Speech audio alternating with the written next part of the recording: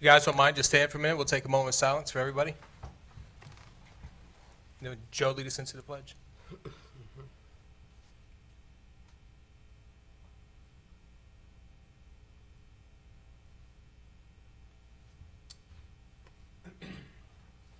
I pledge allegiance to the flag of the United States of America and to the republic for which it stands, one nation, under God, indivisible, with liberty and justice for all. Thank you all for coming out. For those who aren't here, who are watching at home, thank you as well. Interesting stuff on the agenda tonight, and with that, I make a motion to adopt the agenda. All those in favor? Oop, wait, strike that. Before I adopt the agenda, it is with the removal of item 3D, as well as the closed session, which was scheduled, and will be rescheduled for a workshop, time permitting. Okay. With that, with items 3D and the closed session struck from the agenda, I make a motion to adopt the agenda. All those in favor? Aye. Motion passes unanimously. The consent agenda. Joe Dan, do you have anything on that? Or Tom? No. Leanne, do you have any comments on that? I did have one, Ed. It looks like the leftover funds from Phase B, some $471,000, are available for the Lake Dredge project. So that's one of the transfers. Any more? Can you shed any more light on that? Outside of that, we did meet again with FEMA today and moving forward with a few projects. I think there's 5 that are close to being closed out, and then we have 6 that are still working. Okay. So there's, we're getting pretty close on several. Good. Additional funds coming back. Which, if the 471, rough math, that's closing in on 1.7 million then, given what's left. Is that with the That's 1.4 Is plus that right? the That's 4? correct. Okay. Right. Okay, and just briefly on the topic of the Lake Dredge, you know that I took a call from Colonel Carlisle, and you also got notification, formal channels, that the team is in favor of us placing the spoils. That's great. Yes, sir. The Corps of Engineers wanted to looked at it as a new initiative, and so have kicked it up to Sunny Point's chain of command, where the 2-star resides on Scott Air Force Base at SDDC, whatever Army acronym that means. But Colonel Carlisle's boss, Major General Farman, will have it for action. I suggest the two of us continue to follow up informally and formally to a successful outcome to that. Yes, sir. And I guess we'll make the assumption that we get the approval, and then we'll move towards another motion to approve the Lake Dredge project at some point in time at a future council. Yes, sir. After we get the approval, we'll get the engineer back on board, get the permitting back in place, and get it out for a bid. Great. So just for clarification, how much is the total left in the pot for the Lake Dredge? There was 1.4 with the additional that the mayor's talking about. It goes to 1.7 or somewhere in Yeah, we there. have Which is- 1.7 unencumbered in Which is that. previously budgeted funds that we have held for that project if we continue it. It's part of the revenue bond. Yes, Okay. ma'am. So we'll see what kind of bids come in to remove the remaining 50,000 cubic yards. Right. Okay. One more item, the Joseph Lewis Ryder, or Ryder Lewis Park, the bridge. Did the RFP come back on that for the 75,000 carryover from the previous fiscal year? We did have the RFP come back, and we're looking, I don't think Eric's here tonight, but we're looking to award that contract this week. And I'm guessing we've got that scheduled later this week, but I need to follow back up with him. Okay, I have a few. yeah. At the very first one, it says transfer $4,650 to replace the front door in the planning window for more security. Are we not using that door in the first place? It is exit only, and I think we want to do the panic bar to help with the exit only. So it's been a problem for years. There's rainwater that comes in. We've had issues with it, so Okay. it's time for, I think it was part of the old town hall, and it was never part of the renovation when we moved in here in '03, and it just needs to be replaced. Then my other question is over on the back side, it says we're transferring roughly 18,500 because of overcost on the Greenway? Yes, that contract is closing out, and there were some overages in construction, and that will be the end. That will close the contract out for the Greenway. So what's the total amount that we've overspent on that project The total cost, versus what we budgeted? might have to look for Jerry. I don't know if you, So, but this is over what that originally was?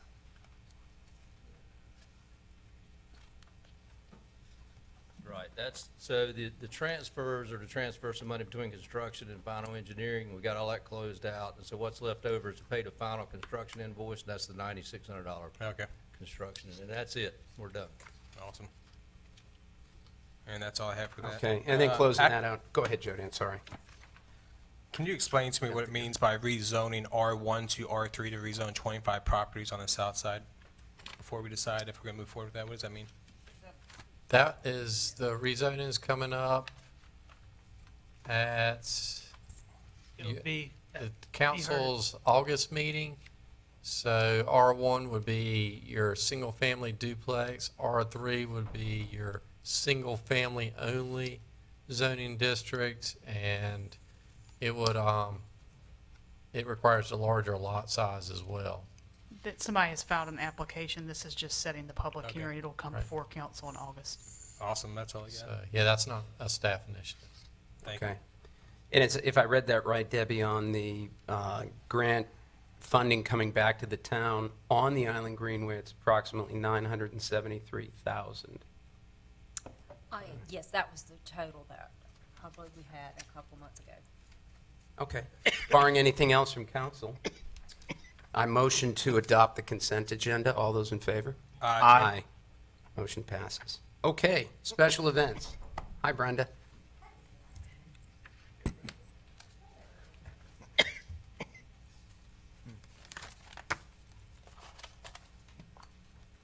Good evening, Mayor, Council. I'm going to do special events tonight, and after I do special events, I will be doing the slide presentation for the Neon Nighttime Bike Brigade. Do you have a little, all right, thank you. All right, special events for July through August. Okay, we have the normal summer events, the CB Market Family Night, Tuesday at 6:30 p.m. to 8:30 p.m. Bingle on Wednesday nights, CB Performing Arts Night on Friday nights, Boardwalk Blast Music and Fireworks on Thursday nights, Sunday night movies, the 16th, The Little Mermaid, the 23rd, Mary Poppins Returns, the 30th, Lego Movie, the second part. In July, 7th, Black Panther, 14th, Incredibles 2, 21st, Jaws. Everybody make sure you get out there and see that one. 28th, Hotel Transylvania 3. Ain't happening. And July, well, that will rev up our visitors. In July, we have the Double Sprint Triathlon and the Gatamon King Macro Classic on the 12th through the 14th. I'm sorry, the sprint is Saturday the 13th from 7 a.m. to 10:30 a.m. And then they have the CB Swim. It starts at Alabama and ends at Hamlet on the 14th. And again, that will decide which the waves or the wind or the moon will decide which way they go. Here is the triathlon. This is the swim. This is the run. And this is the bike course. And Brenda, I think, Chief, I think we've already discussed what safety implementations, or, you know, what would be adopted for that to make sure that everything's, yeah, we did that last month. Okay. Okay. August, life rolls on. They will surf again at the boardwalk on Sunday, the 11th, from 8 to 4. And Wamparama Body Champion Surfing, Body Champion, yeah, it's, I guess, body surfing. Hamlet on Saturday, the 17th, from 7 to 5. Whoops. Any questions? Any questions? Nope. No? Oh, Brenda, Are we all thanks. good to go? Great events. All right. Now, we have a new event that is happening here. Where did I go to, Jeremy? Oh. And I am going to first do the little slideshow and explain the event to you a little bit, and then the event organizers will come up and explain what I don't. As soon as Mr. Hardison, our fabulous planning director. Yes, he is my supervisor. 90s Neon Nighttime Bike Brigade is going to be November the 9th, 2019. The proposal is Saturday, November 9th at the lake. This will be a fundraiser to benefit Ocean Cure in collaboration with the Carolina Beach Bar Club, a local social group. It starts at, our setup will be at 9 a.m. All participants should have already been registered before they get there. You can register online. The event is going to be at the lake. It's going to start at 2:30 and it's going to end at 5:30. They're going to have music, beer, food, vendors at the lake till 5:30. Live music will be playing at the lake, and I think that live music is going to be one person playing music. And they'll have merchandise vendors, and all the vendors that they're going to let be at this are going to be vendors that have to give back to the island. Bikes start lining up at 5:30. The bike brigade begins at 6 p.m., leaving out of the west exit of the lake. Finishes at Sea Witch Restaurant on CBA North, and they expect maybe 500 to 750 bike riders. Last year, if you know, they did this on, where did they do this? Good Hops. And they had quite a few more riders than what they thought they were going to have, so they decided this year to make it an annual event and do it with the town's blessing. And there are no other events planned for the 9th. Here is the setup for the vendors, if they have that many vendors. And this is the course where they'll go out of the lake. And I think that is 4th Street, and then down Cape Fear. And they're going to go all the way down to Canal, take Canal all the way down to the end, and then come back up to CBA North to the Sea Witch. Resources, they've requested 7 trash barrels, 7 recycle containers, electrical services checked out around stage area, 2 police officers, 1 to lead and 1 to follow, trash trailer, so they'll have some place to, they'll do their own trash, but the trailer, they'll have something where to put it. They'll use the bathrooms at the lake, and event will provide fencing. They have to, it has to be fenced off due to them wanting to serve beer. There's not going to be any designated parking provided. They'll just utilize all the existing parking spaces. And 99.9% of the participants will probably be riding their bikes there. So I don't think parking will be an issue. And the event committee recommended the request, staff can accommodate the request resources.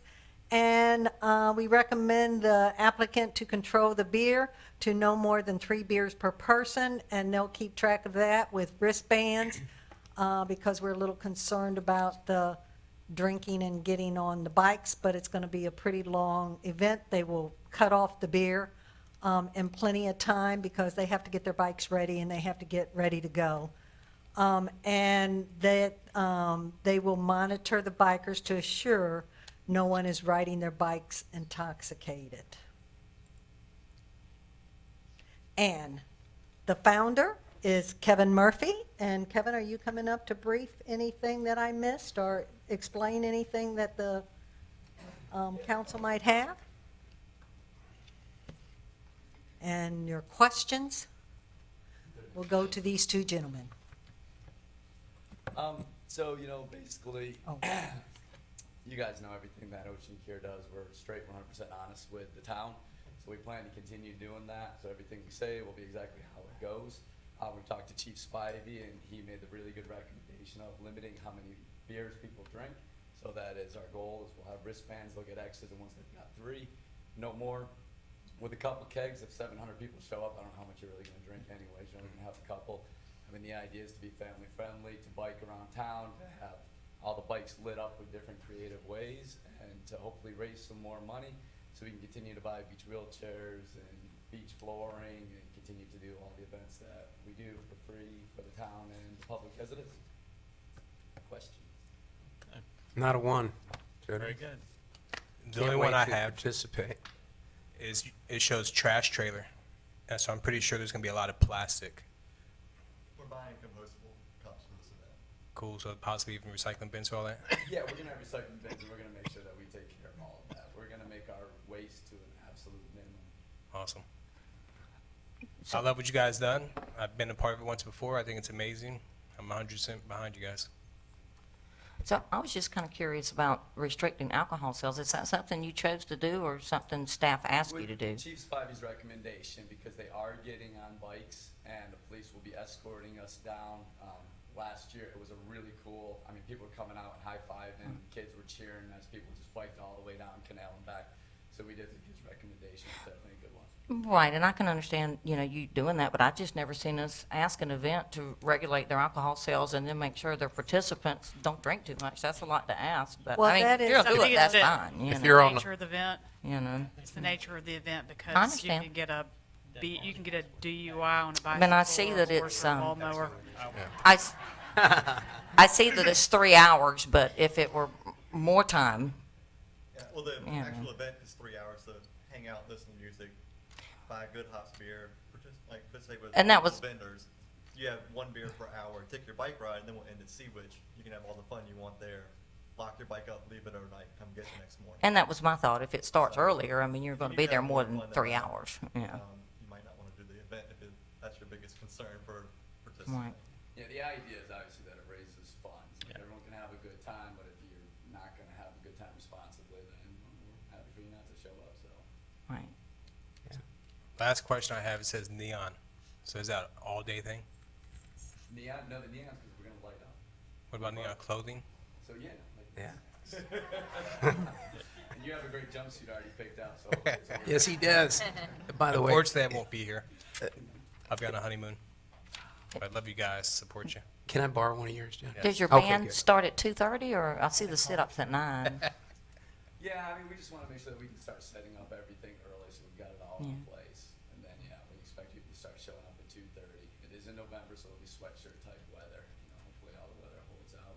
And then, fun bike ride around the island. If there's things we can do to help you guys out, just let us know. I appreciate everything. Volunteer for Life Goes On.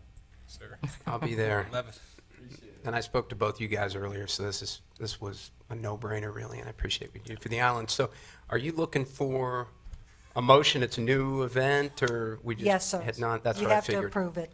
Well, I make a motion, we approve the 90s Neon Nighttime Bike Brigade for November the 9th. All those in favor? Aye. Aye. And it is the 90s, not the 80s. It's the 90s. So no leg warmers, you know. Last question, Kevin. You You said remember those? volunteer I still for have what? Life Rolls On, When which it- is August 11th. Yeah. Just making sure I heard that. Right now, we have 280 volunteers signed up and 75 surfers. So If anybody wants to volunteer, how could they be a part of that? go on the Life Rolls On website or anything on Ocean Care's Facebook page, and you can find the link. And it's all ages, and most importantly, is to share it with adaptive surfers that might be able to get in the water that day, which is there's no age restriction. We've taken someone who's 98 years old out in the water that day. So Awesome.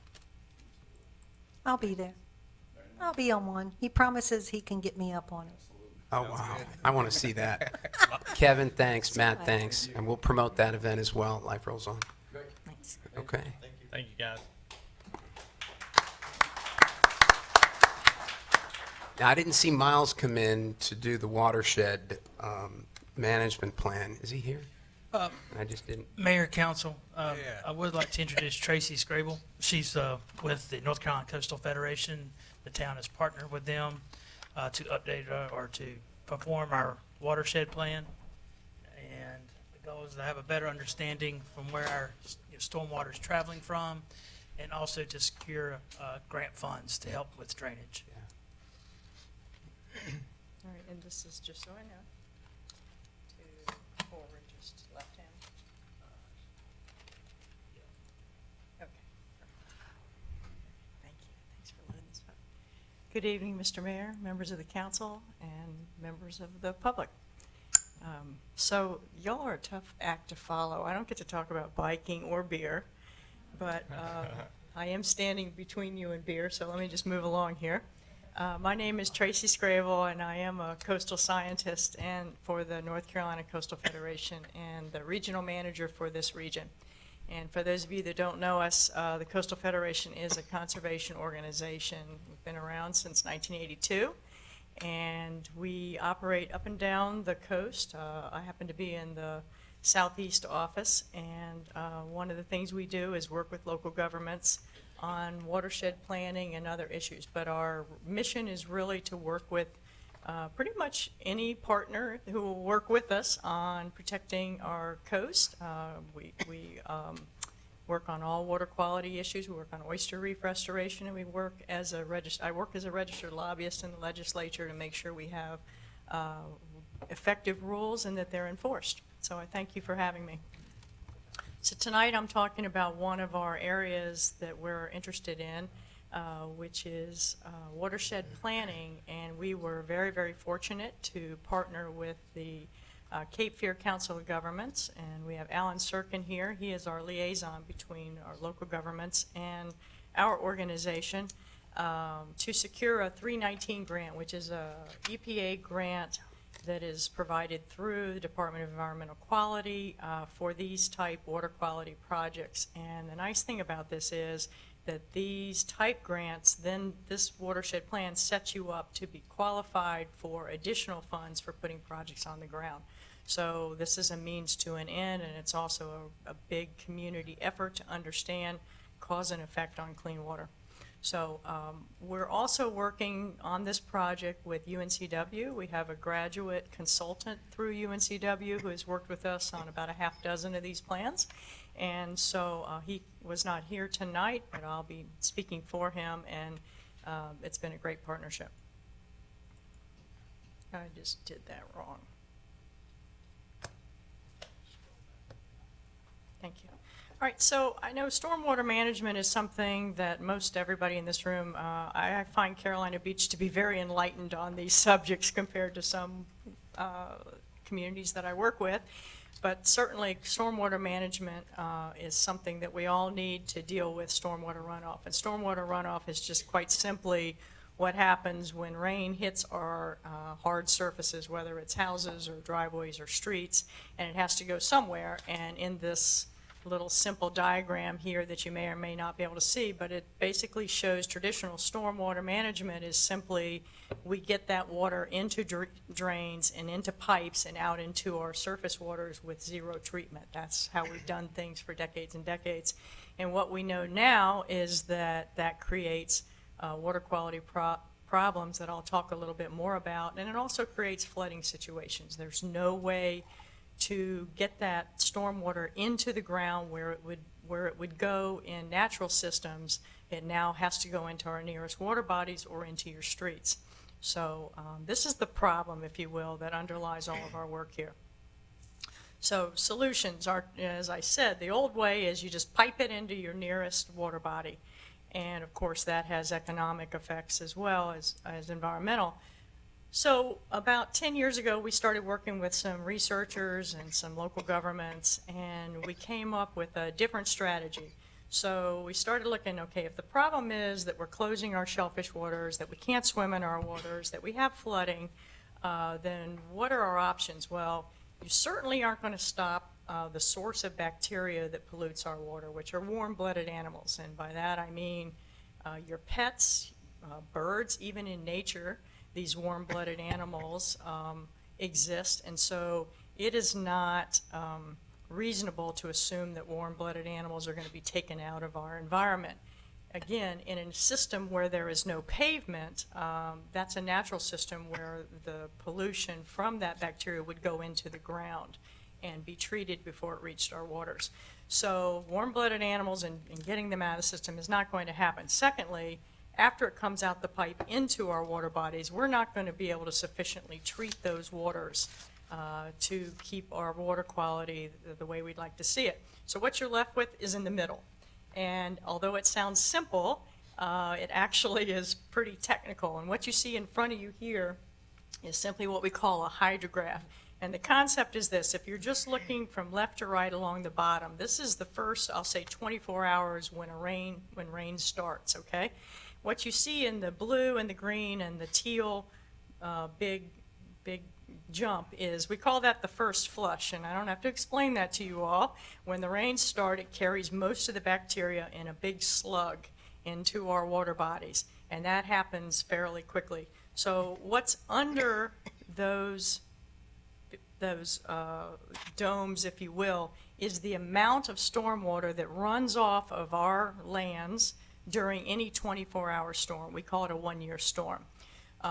What we've shown here are 3 different years. This is just an example. And basically what that says is the more we build out in our watersheds, the higher that flush is and the more volume is carried into our waters. There's a direct relationship between the amount of pavement in your watershed and how much water gets carried into the waters, into your surface waters. So what can we do? If we can disconnect those pathways, we can reduce what we call that hydrograph. We can lower it back and turn the time back to a time when we had less water going into the surface waters. And the way that we do that is we disconnect the drains from the pipes going out, basically, in many different ways that I'm going to talk about. And that's the nature of the work that we're doing and what I'm going to talk about today. So another depiction that's very graphic, what you see here is Bradley and Hewlett's Creek, watersheds in New Hanover County. The red are shellfish closure areas. So in both of those creeks, the blue are open areas. If you look at the relationship here, I've got the one-year hydrograph that you see. This is 1981. So again, under that red is how much water, the volume of water that was carried off of the pavement in 1981.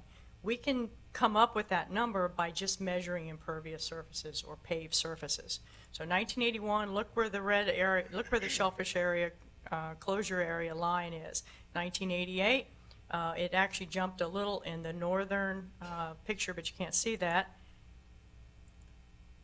2002, you see what happens is the shellfish closures, the more we build up in the watershed, the more volume of runoff comes over, the further that shellfish closure area marches down. And this is true in all of our watersheds in the state of North Carolina and our coast.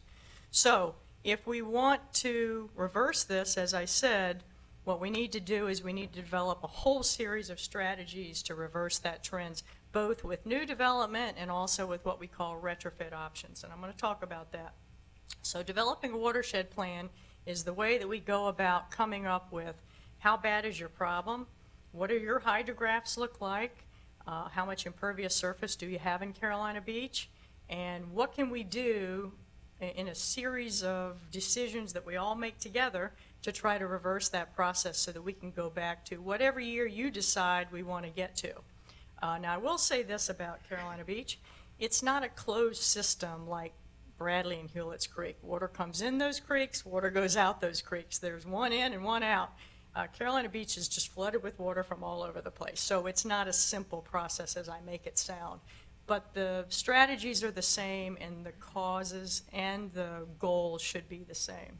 So the other thing this plan lets us do is to, as I said, we come up with a list of things that you all want to do and that we need to do, and then we go after some funding opportunities to put them on the ground. So EPA helps us along with this. EPA develops what they call the 9 minimum elements. I'm going to spare you reading this. You're welcome. But basically, they help us with watershed planning by telling us a process that you should go through. And it's basically identify your problem, figure out what your challenges are, scientifically estimate what your volumes need to be to reduce it, come up with your goals and benchmarks and action items, develop an implementation strategy, figure out how you're going to pay for it, and then develop a timeline. And we are following their strategies. If you do these things, then EPA, as I said, you're qualified to ask for money to do some of this work. So how do we go about this? Well, the first thing, all 4 of these things, gathering data, characterizing your watershed, which I'll show you, analyzing your data, and calculating your volume, we've already done. We did that with our consultants who are experts in doing this. So I won't have time tonight to show you all those, but I'll show you some general things. So one of the things for you to start with is we have to understand what your watersheds are. Now, again, watersheds are, the big watershed definition is all lands that flow into a single water body. So what you see here is Carolina Beach has a number of sub-watersheds. And if you could read all these, you would see that we've broken them down. We know from looking at elevations and drainage maps, we know that all of this area drains to Carolina Beach Lake, all of this area drains to Newton Branch, all of this drains to the Atlantic. We do that so we understand where's all the water going, so we know what we have to do to reverse that trend of stormwater runoff that I was talking about, number one. You have to understand, in the state of North Carolina, we have classifications for waters, and that's based on our uses and quality of waters. So what you have that are important here that I'll be talking about are Class SA. I'll start with SA waters. These are our highest quality waters in North Carolina, and they're our shellfish waters. And that stands to reason because we don't want to eat anything that could make us sick. So these are our highest quality waters. They also qualify for the highest level of protection under the state. So we all benefit from that because to swim in those waters, you want them about as clean as you would to eat shellfish from them. So Class SB waters are those that are sound for primary recreation. So that would be swimming primarily, perhaps kayaking if you fall out of your kayak or your paddleboard, such as I do. And then SC waters are sort of the lowest classifications, if you will, and those are called secondary recreation waters. That's for, you can fish in those waters and you can have non-commercial shellfish consumption, but these are waters that don't reach the highest level of protection as the rest of our designations do. So remember those. The other thing to keep in mind is where are our impairments? The state cares very much about where your waters are impaired, and so does EPA, and how they're impaired. Are they impaired from bacteria? Are they impaired from stormwater runoff carrying bacteria? Are they impaired from metals? Are they impaired from any number of things? And, sediment is an impairment, and so I'll talk a little bit about that and how it will affect this plan. So one of the first things that you see here, this is our water quality data for, do I have a pointer on this or not? I don't think I do.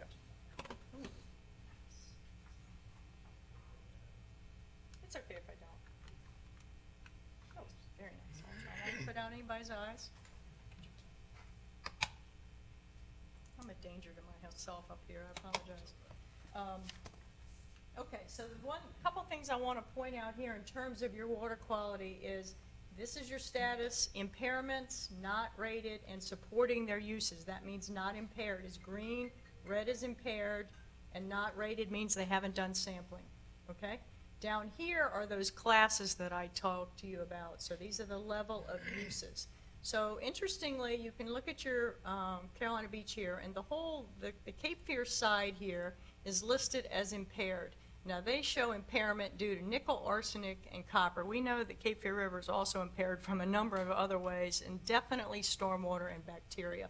So that is not, in writing, that is not contained in here, but this is what the rules have said, is that this whole side is impaired. They also list this side of the river as SC, that is secondary recreation.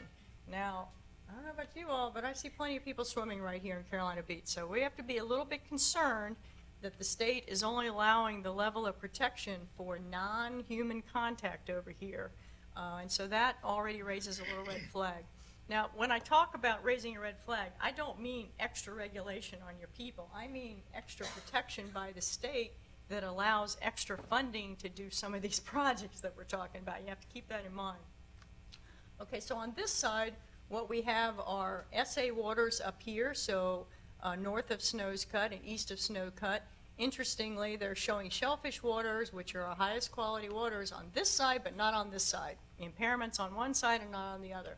I think there's some data issues here. We'll be looking into that. But again, those are shellfish waters, and then on this side, they're showing impairments over here and also SA water. So SA waters on both sides, but impaired on the western shore, not on the eastern shore.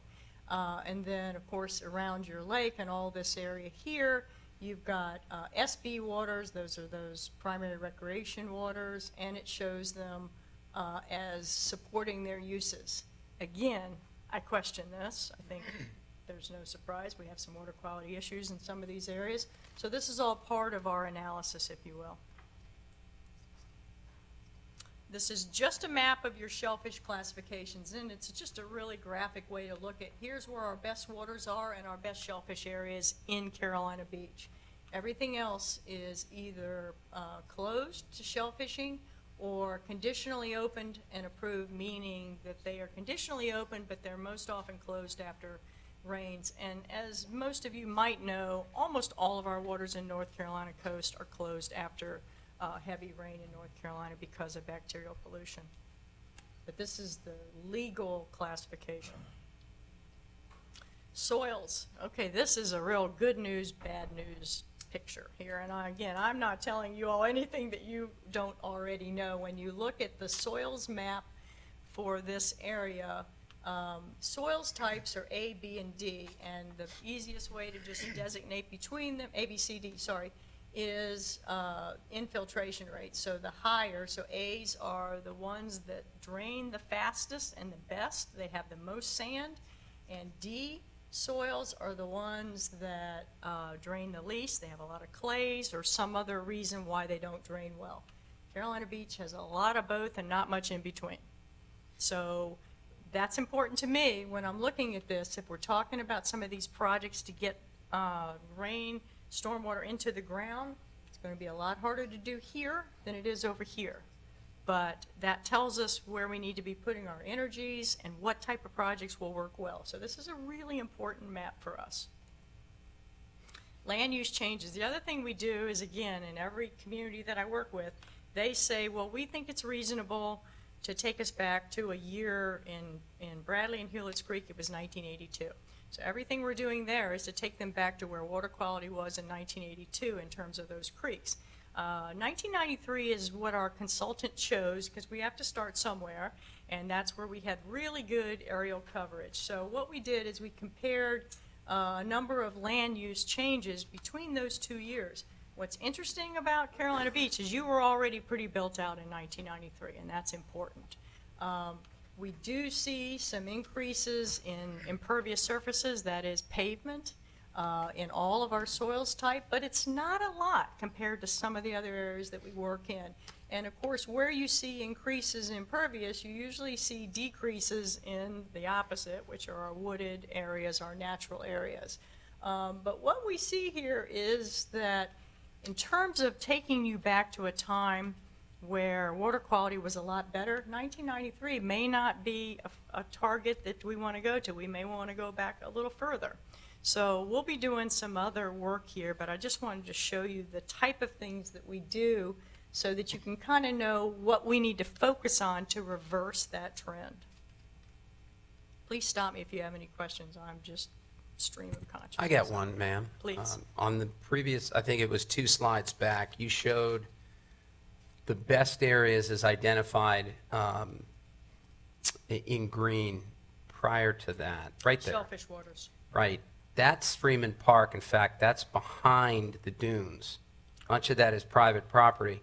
Are there state restrictions against developing this, or is this just illustrating where it's assumed to be the best? These are waters, so these Okay. are your best oyster, shellfish, clamming waters in your area. Sure, we don't want to lose those, We don't and lose those. even though it's on, a lot of that is private property, It's not Fremont Park.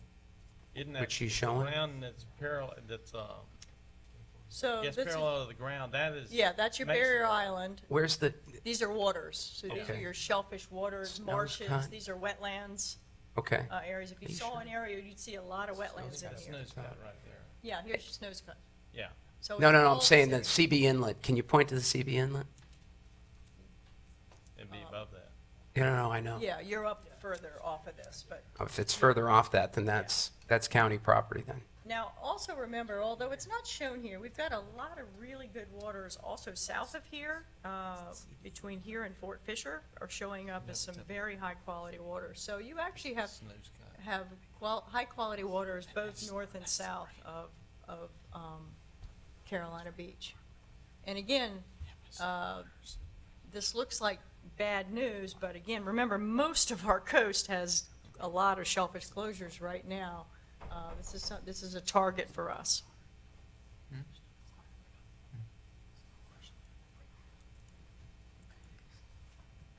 Okay, and again, just to the point of, is 1993 far enough back to lead us with a goal? I'm not sure it is, because you can see you were very built out in 1993, and if you had a lot of water quality problems in 1993, and you definitely will have worse problems in 2016, if we really want to reverse that trend, you may say, let us see what 1982 looks like, or 1980, or whatever. But you can kind of see here, you've all been built out quite a while.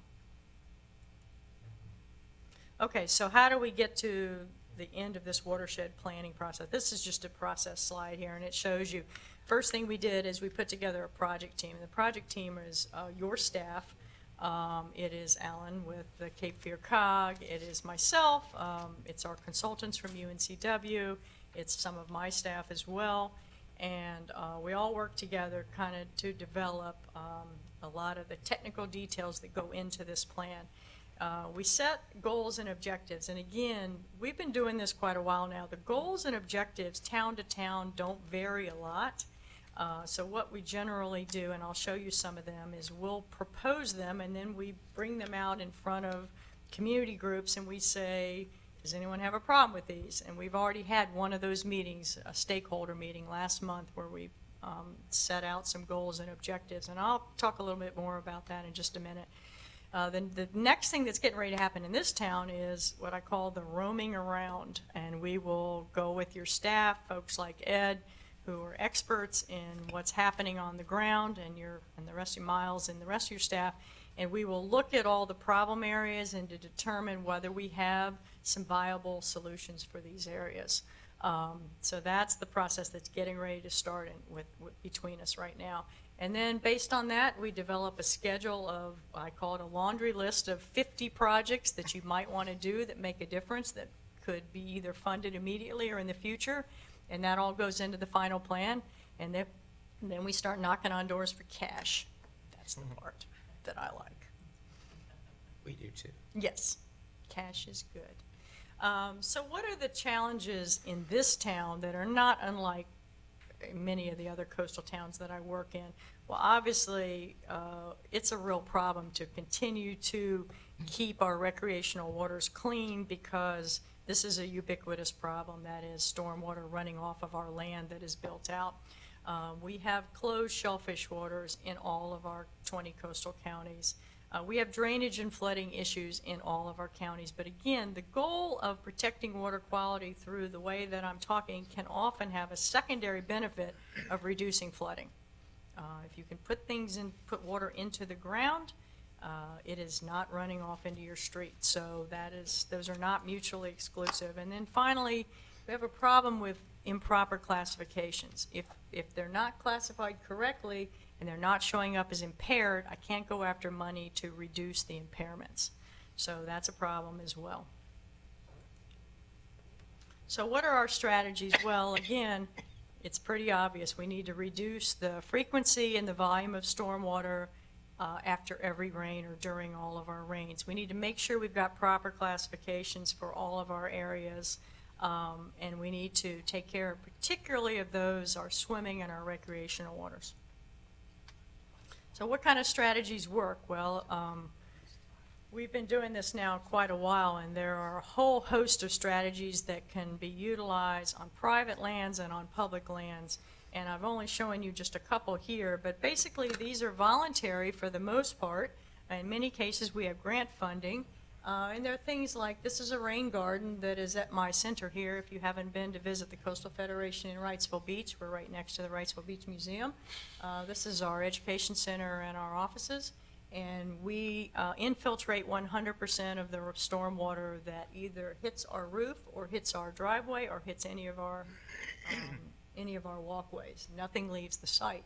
So one of the ways we do that is take all of our downspouts and put them into rain gardens. Extremely effective. I've never seen this overflow during any storm, including a hurricane. This is another example in Wrightsville Beach on the inroads here, and what we've basically done is there's a street drain here that would capture this water coming in on Causeway Drive and would send it right out into Mach Channel. What we've done is basically put in what we call these reverse inlets that capture the water and send it into a low swale area where it infiltrates, never reaching the drain going out to Mach Channel. This costs less than $2,000 to do. This is a large rain garden at Tidal Creek Co-op. It's basically, we call it an infiltration area and a bioretention area, but it's taken a lot of runoff from that parking lot next to it and putting it into here with an overflow situation in case we get too much water there and we don't want to flood the street. So all of these are not difficult, they're not too expensive, and they're highly, highly effective. So these are the type of things we're going to be looking at. So start with the goals, but again, the goals are, I'll move into this, then we develop objectives, and then we develop the actions. This is an example from another plan. This is Pine Knoll Shores that we just finished, or it might be Beaufort, but I think it's Pine Knoll Shores. And there's one goal, and it's to restore impaired water quality in your watershed. The objectives are that we make sure that our new developments and our redevelopment don't add more water quality impairments. That's an objective. Number two, that we are applying these reduction techniques like I just showed you on both public and private lands. Again, non-mandatory, but we all need to work together. We all have a shared common goal here. We need to monitor them to make sure that we're meeting these goals, that the things we're putting on the ground are effective. We need to educate folks. I brought some handouts here, something called Smart Yards, and they're basically, you all, I believe, have them on your website now, Jeremy. I think they were going to be linked to your website. They're really great for property owners to look at things that you can do right in your yard, like these downspout disconnections. They're available on our website, and I have hard copies here. Education is just really key to us. And then we're going to look at the classifications. So what are we going to do next? Well, the next thing we're going to do is, again, we've had the project team, we've set the goals and objectives, we're going to be roaming around in the field. If anybody, you all have an incredible staff here who are very dedicated and very knowledgeable about your land. We will find out from your staff where the real problem areas are. We, of course, know where many of them are. And we'll start looking at soils, we'll start looking at pathways. I'll spend a lot of time out here in the rain, so you will think I am just insane when you see me. But that's the only way. You got to see where it goes. And then we'll develop a list, if you will, a laundry list. So don't mind the crazy lady wandering around. What comes out of that is a list of potential projects. Again, this is Pine Knoll Shores, and every one of those red dots is a site where we've identified with the town and with private property owners, public property owners, potential stormwater retrofits or new development opportunities. So we come up with this, what we call a geospatial list of potential projects. So this is sort of the end product, if you will. So that's the process, as I said, where we are. This project will be finished by the end of the year. Opportunities for you all to get engaged. We will have another, what we call a stakeholder meeting, once we've developed the potential list of sites, and we'll have a public meeting and everybody can come and look at them. Again, none of this is mandatory and it's not punitive. It's it's for the right reasons that we all have an economic and a quality of life mandate, if you will, to protect our waters. So with that, I will answer any questions. So just a question, are any of these communities offering incentives to the property owners, or is it just all voluntary basis? Think about that for a second. We've had some cost share opportunities in some of the communities. Oak Island I worked with. Oak Island is a community that already requires no stormwater to leave properties, new development, so it has to be put into the ground, so all downspouts go into the ground. It doesn't hurt that it's very sandy there, much of the land. However, they have a Smart Yards Yard of the Month, and I think there's prize money. And that was started by the community, and it's very cool because, and it's all based on who's got the most native plants, who did a downspout disconnect. And by the way, those downspout disconnections are basically taking your downspout and putting a $7 flexible tube on it to move it away from your driveway and into a turf area. We do this all over the place. And so some of these are very, very simple. I can't think of any other incentives other than grants, grant opportunities, which sometimes benefit private property owners as well. And I was thinking what you just said, that sounds so simple, and waters everything, simply, and that would be great if we could encourage through our planning department to do that.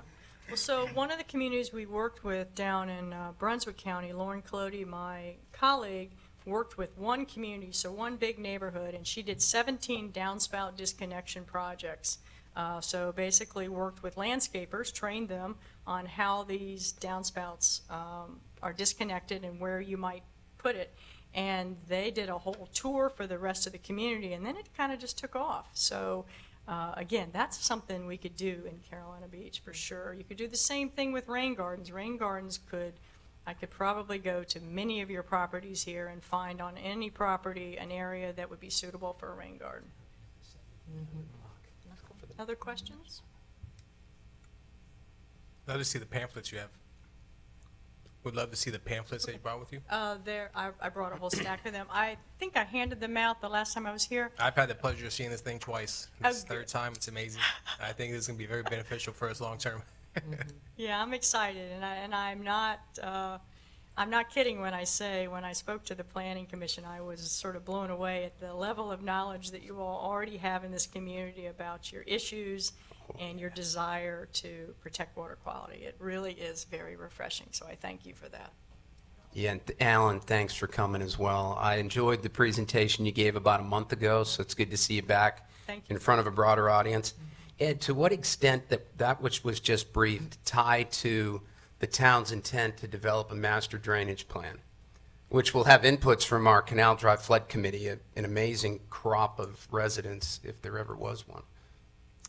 So this is an important piece because this will be tied to grant funding, potential for grant funding. A lot of what you're hearing tonight is water quality. We're also looking at water quantity as an issue for Carolina Beach and how we resolve some of those issues. So this plan tied with what we're looking at for water quantity, I think will be a natural match for hopefully some grant funds and good projects for us moving forward. Yeah, and now going on a year, you have been tracking, town manager has been tracking what we've considered the top 5 stormwater priorities. And it seems to me it's something that the town identified through some citizen input for sure, that those would go nicely into what's being delivered tonight. And again, I don't want to make this sound like we've got a silver bullet for all your problems, because there are certainly going to be areas where we just cannot pull a rabbit out of a hat. Those soils map become incredibly important when you're talking about a lot of these retrofits. You've hired consultants that I work with as well who have come down and proposed some of these very options that I showed you, but they just won't work here. For certain, your groundwater table's too high, your soils won't allow it, whatever it is. So we don't have a solution for every bit of Carolina Beach, but we certainly have, I love a good challenge, and we certainly have a lot of areas that we can work with and really move that needle.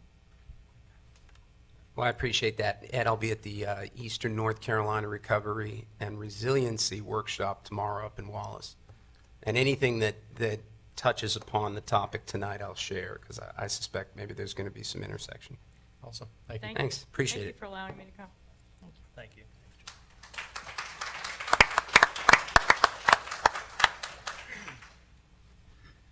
With that, Mr. Parvin.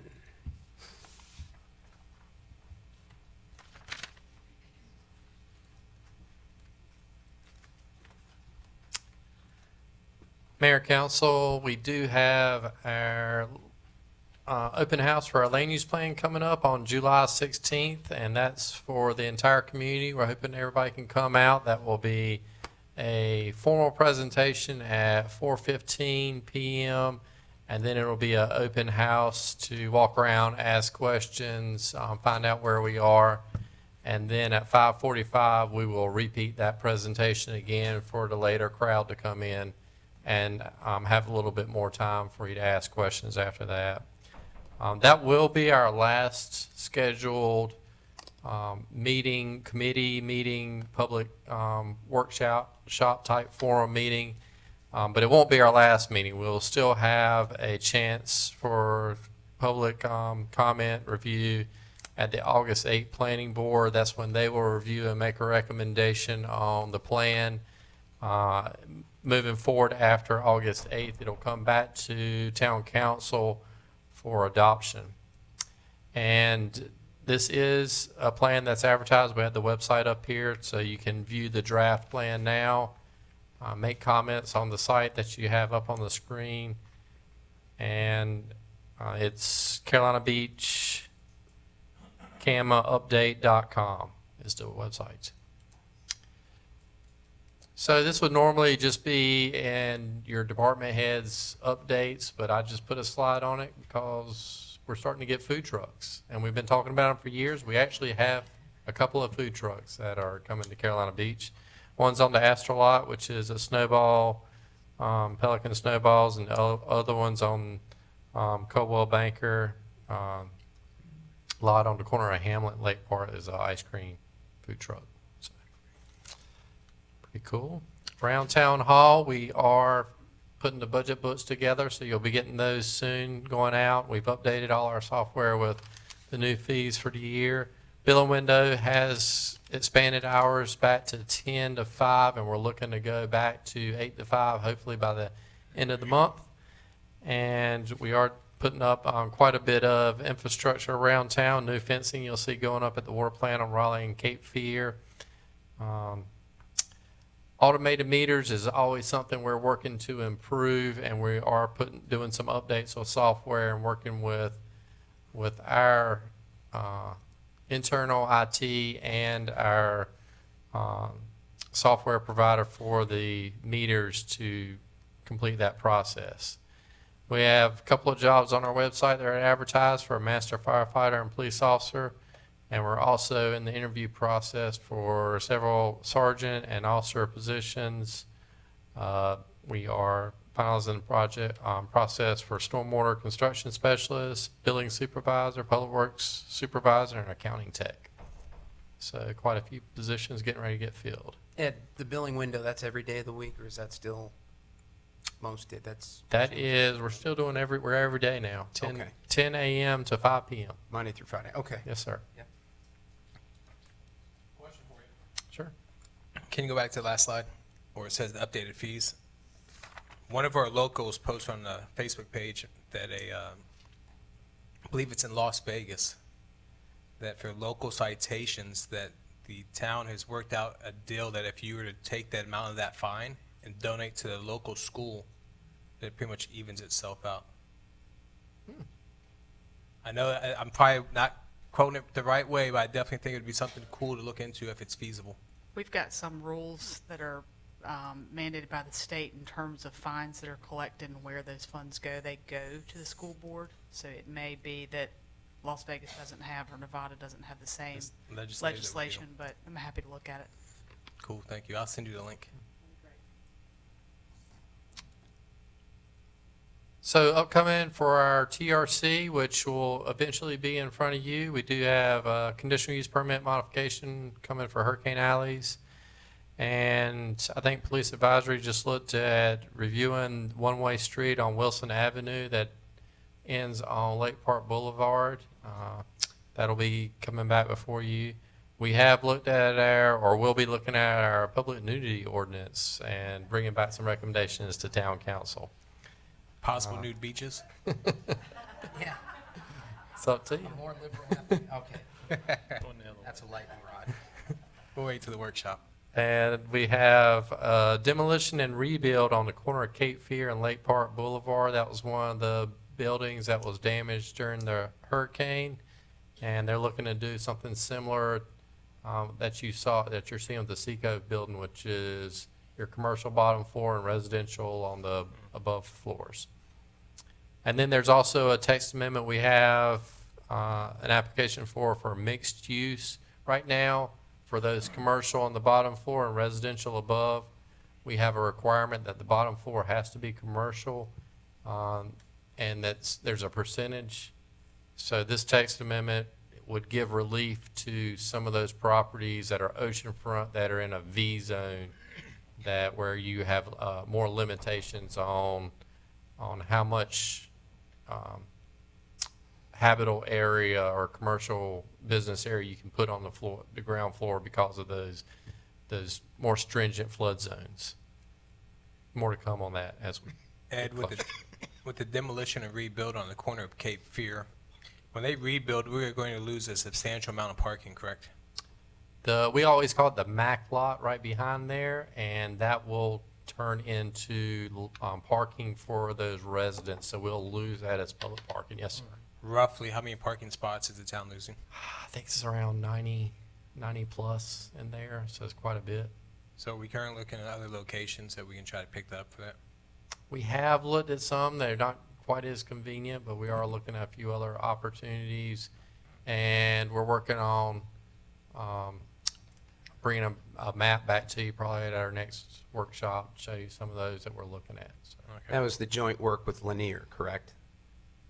We did look at that as well at our last workshop. We looked at some areas where we could pick up parking, and then we'll look at some where we can potentially get some additional. We're continuing to look at that. So I think there's some areas where we could do some public-private partnerships to pick up some more lots, similar to what we've done at the Mac lot.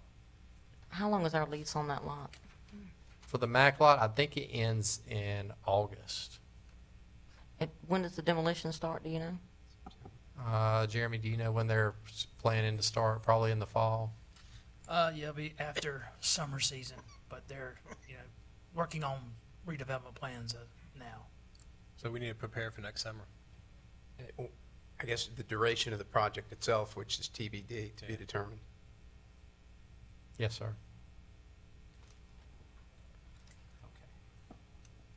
All right, this is something that I think Councilman Shuttleworth wanted a little bit of detail on, so I just put a slide in here, but we do have permits to exceed the noise limits, and those are typically for construction projects when you have something that doesn't fit within your 8-hour workday or your workday of our work hours are longer than that. They're from 7 to 6. A lot of times you'll have a large concrete pour, or there'll be a need to encroach into the right of way, and there'll be you want to do that when there's lower traffic. There'll be different reasons why people will come back and want to do something outside those hours. So we do accommodate those through a permit. It's reviewed by the planning department, the police department, and town manager. It also could be for a special event. A lot of times there'll be, some of our businesses will have a special band or event that will want some longer hours. And Freeman Park, I got a couple slides on Freeman Park. This first one goes through 1 through 8. This is basically what we've been putting out into the public on our notifications based on where we are with the north end and Freeman Park being limited and having a choke point, and probably over half of the park is not accessible right now because of that choke point. So we have limited camping because of that, and we have limited space. So we have had a few days where we've had to shut off folks going out there because it is at capacity. One thing we're looking at doing under number 2 there is we haven't been accepting daily passes, just so we can give priority to those folks that have invested in the annual passes. But we think we're at a point where on Monday through Friday where we can open that back up for those people that just want to go out and buy a daily pass. So that's one of staff's recommendations moving forward. Police chief and I went out there yesterday or day before, I can't remember, I think it was yesterday, and looked at some of the camping spaces. And we're probably going to be rearranging some of those as well, some of the 1 through 61. There may be a few that we have to combine because we've lost area. We're losing area on the water side because the water's encroaching closer to the dunes, and the dunes are growing. So the dunes are going out. So the camping areas are actually getting smaller where those dunes are growing. So to accommodate that and avoid having cars on the dunes, we're probably going to end up combining some of those camping spaces, and we might lose a few. I think there's 3 or 4 we identified that we're looking at with Lanier. So this is basically what we've been putting out, letting people know that those intermittent closures are something that's going to happen as long as the choke points exist on Freeman Park. So also I wanted to give you some information on permit sales. The 28428 Carolina Beach residence, it shows last fiscal and this past fiscal year ending in July of what sales look like for not only for the Carolina Beach area, but for the areas outside of Carolina Beach. So we're a little bit lower than actually, I'm a little over 1,000 lower this year than we were last year. Just give you a second to look at that. We'll keep going. So moving forward, we're looking at hoping to have a town council workshop in August, and that's the earliest where we could come back and give you some numbers and financial information on revenues, expenditures on Freeman Park. And before we do that, we'd like to, we'll have some time to review it with staff, and hopefully we can get this item in front of the Freeman Park Advisory Committee and get their recommendations. And the things that we will be asking staff and the Freeman Park Committee are A through H under 3, and then any other things that you want us to look at, we can do that as well. We'll bring back recommendations. We do this every year as recommendations on how we want to tweak operations at Freeman Park. And we also talk about how we want to do things like the early bird special and the fees for the next year. I know we just adopted a budget, but the parking and the Freeman Park are a little different because we have to have that set up for the new fiscal or the new annual year versus the fiscal year. We also talked about it last meeting as a couple folks said, hey, you did close or limit access for a few days. We have done that for 4 days now, where we've said we're at capacity and we're not letting any additional folks on the park. We haven't actually closed the park, but we have closed it to additional folks. So the number 1 is staff's recommendation, which is if you read the permit, as soon as you fill out the application, the first line says the permits are non-refundable, non-transferable. But there are some options that we could look at if we want. We're in July now, so if folks did, we could look at potentially, if council is interested, refund for the second half of the year if the patron wanted to remove their sticker. And before they remove the sticker, they would need to record the number, bring that back to town hall, and we could process that for a 50% refund. We would have to, based on having that number and information, we could determine whether they got the early bird special or whether they paid full price after the special ended. So that's one option. And then after July 31st, there would be no option for a refund after that point. And another option would be look at, we know we're at 4 days this year where we've closed or limited access. There may be more, there may not be more, we don't know. It's based on the dynamic environment out there and on how many patrons were going out there. So there's a lot of factors taken in place. But at $200 a year, which is your rate, that's 55 cents a day, and $100 a year, 27 cents a day. And this one's basically kicking the can down the road a little bit because we don't have a final option right now. But what would that look like at the end of the year if we end up closing for some of those days between now and December 31st?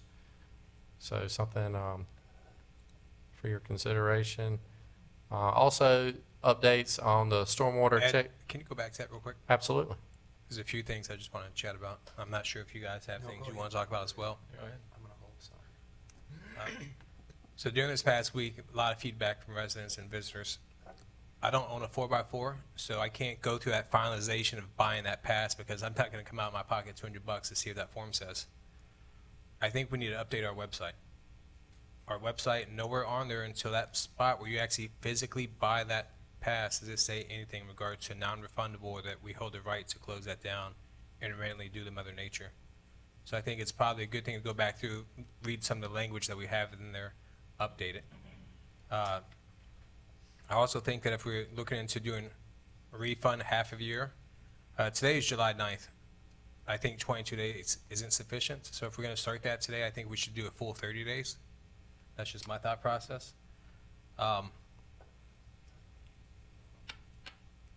definitely think this workshop's going to be interesting to see what Mother Nature does from now until August. And it does look like there could be a possibility that maybe we do look at a set number, removing some of their services. I know there's been a lot of chatter through the locals giving ideas as well as some of you guys with your ideas. So I think that's, huh? Yeah. I know I wanted Steve to weigh in on this because it's been a That's hot why it's button the for him as workshop in well. August Yeah, as yeah, well, so. workshop. Ed, you've been great at managing this mess and, You guys did great. pointing out a number of things that are clear to those who know, and a lot of people don't, and that's nobody's fault. Town doesn't renourish. Town can't. Permits required from Fish and Game if the Corps of Engineers were to pursue that avenue, which I think would be a long pole or a Absolutely. long shot. But to the extent that you're, first of all, addressing safety issues and any contingencies that might arise beyond Zone 10, for instance, for somebody who gets stranded out there as the tides changed drastically last week, and then, of course, putting at risk our first responders to go respond to that, that ain't something that I'm comfortable with. We already appreciate that. Yep. Yeah. You guys have done a great job of being proactive with the safety of our citizens and residents and tourists, so just thank you for that, and I agree with you, and, no, I'm fine with that. Well, so staff Your recommendation. is recommending we'll move forward. Number one is how we're moving forward unless council says otherwise. But, Okay. and our last, this is my last slide, is the stormwater check valves. We are moving forward with installing those. We did 3 more installs last year, and then 1 more went in last week on Florida and Maryland. And there's 10 on order. Hopefully they'll be installed in August, if not September at the latest. And there'll be 2 remaining on the north end of Canal. Those are a little bit more difficult to get to and to measure and design, so that's why they're held back from the other 10. And then we'll have 5 that will be incorporated into the marina project. Also, with this stormwater issue, update on Henniker's Ditch. We're still awaiting the property owners to sign the easements so we can maintain that ditch. One of them signed, one of them hasn't. So, And that's specifically 2 of on them. Charlotte, correct? Noel? Charlotte 7. Charlotte, yes. Charlotte and, yes, yeah, 612 or whatever. Yeah. Okay. So the ones that are pushing for it are not signing it, so they're Give us holding their us up. names. Well, Because I they mean, called us a bunch of times. Yeah, at some point in time, when do we Reach out. pull a string on that and say, I know we can, right? We'll have Nolan? to- We got the ordinance that we can. We'll have to re-send out the easements to all the property owners, because when they were drafted back and whenever they were sent, they had a time frame for the project to be completed, and we're probably at this point, by the time we got them back, that time frame would have changed, so we'll send it back out this week. Doesn't change the fact that it needs to be maintained and cleared, No, period. And were we going to do that the first time at our cost to our standards, or we cost sharing? How did we agree in the end to do that? We agreed that we would do this, establish the baseline, and then after that, it would be their responsibility to continue to maintain. But they won't give us the easements, then it would go back to them, and we would go back to our code and our enforcement policy, which is they have to maintain it on their property. Which by my read would mean that the time period ends, and then town takes action Right. without further council input. Is it a matter of just not being able to get up with them, or is there some problem or some disagreement? Ooh, think of the right word? If you don't want to answer that, that's okay. I will zealously pursue the easements this week, just to check in with those folks that we've That's good. spoken with. Just in case Thank you. something wasn't notified. That's good.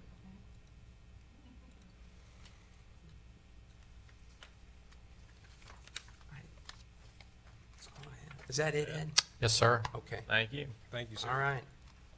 So as I move towards public comment, this time, I wasn't very equitable in terms of time last time, but I will be tonight. 3 minutes. 3 minutes. I'll have help from my official timekeeper next to me, Tom, so that's good. But please limit it to 3 minutes. Anyway, who signed up first? Lynn? Come on up. Mayor, Town Council, Town Staff, Lynn Conto, 807 North Carolina Avenue. I just wanted to say we are in day 14 AP after Publix, and I just want to thank all of you for bringing Publix here and not making us wait any longer for Harris Teeter, because it is awesome, and I really appreciate it. And I'm like a kid in a candy store. We are like we'd never seen a freaking grocery store before, and it was just awesome, so thank you. And then just one other thing I was going to throw out at Ed, for next year, Freeman Park ideas, because I feel the sensitivity of the community too. We may want to consider, just as a thought, either giving people a discount if they had a Freeman Pass this year, or maybe honoring the same price for 1920 as we did in 1819 if they had a permit this year, as a kind of token of our gesture of sorry. Prices are going to Yeah, change. yeah, they're not changing, Lynn. Yeah. That may be a discount or something, just Okay. something token. But thank you, guys. Yeah, Publix sure. is awesome. Thank you. Sure. And at the next Freeman Park Committee meeting, I'd encourage some of those inputs, because public are welcome to all the committee meetings. And all of us here know that, so. Kevin, hey, I thought I saw you out there. Oh, the Feel boats like are back. Groundhog Day. Yeah. Probably to you more than the four of us. Kevin Fritzinger, 1319 Canal Drive. Two things this time. I'm sure you all are aware that the sailboat has sunk out there that I've been talking about. It was. It did bite the dust. Yes. And was that salvaged? Because I had a Like a buddy of week mine ago, who right? took the Well, picture. I was told that it was removed, but rumor around my house and the neighborhood is that it wasn't removed and just the mast was taken off so it couldn't be seen anymore, and there's a blue marker that sits above it now that's kind of sitting there, and a rope on a blue marker sitting right above where it was. I'm just kind of curious, was it removed or was just the mast removed from it? So the town did have the sailboat removed, and we're holding it for 30 days by our code. After 30 days, then we can transfer ownership and either have it demolished or sold. All right. I know we've been talking about some issues about what we can do to stop that. I know we talked about having possibly the mooring field expanded, so this way these people would not be able to park their boats overnight in these spots without actually hooking up to a mooring field. That would kind of stop the issue of a lot of these sailboats that are parking outside of the mooring field and not paying for it.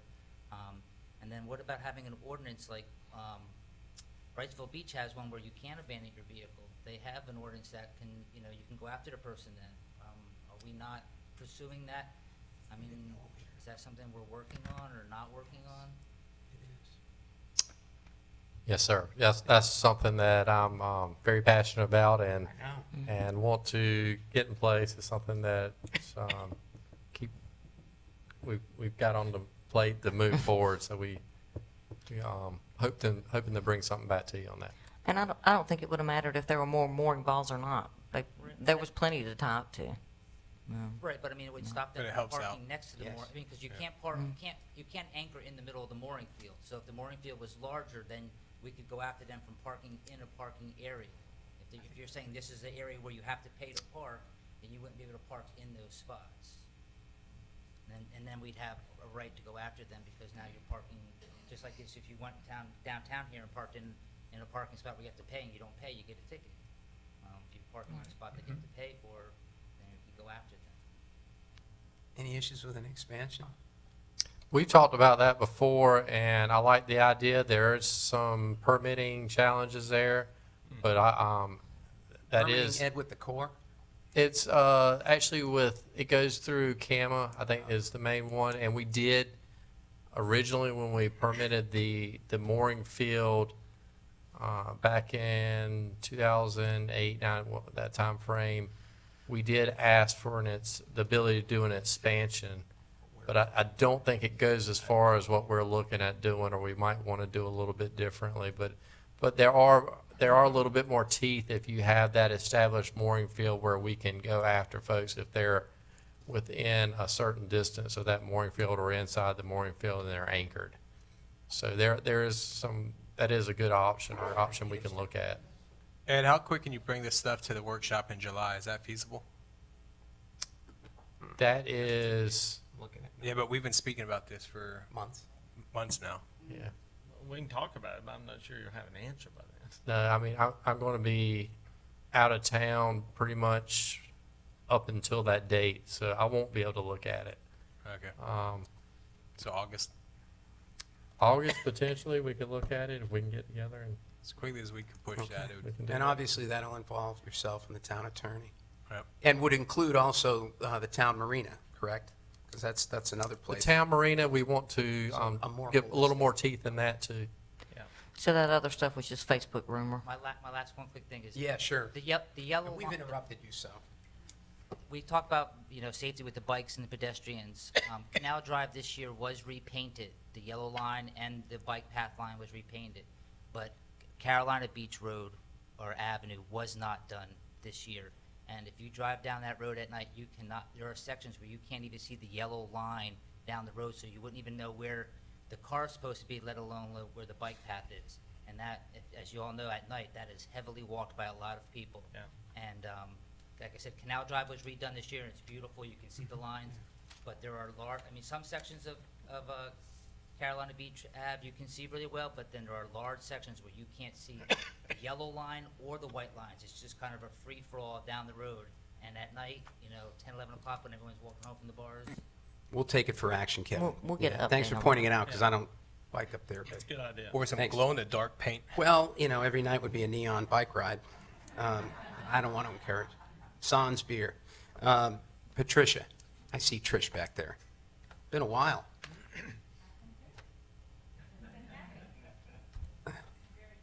All right. Good evening. Love you, but Tom just set the timer, so. Thank you, Tom. But I haven't turned it on yet. Okay. Because you're not speaking yet. Patricia Jones, 712 St. Joseph. Councilman Shuttleworth made some recommendations for some off-site parking. I was a little taken aback by that 90 that we're going to lose. And one of the things that I had proposed before and had adamantly supported was the Harper Avenue revitalization, we're going to call it. Again, I wanted to, address Jeremy.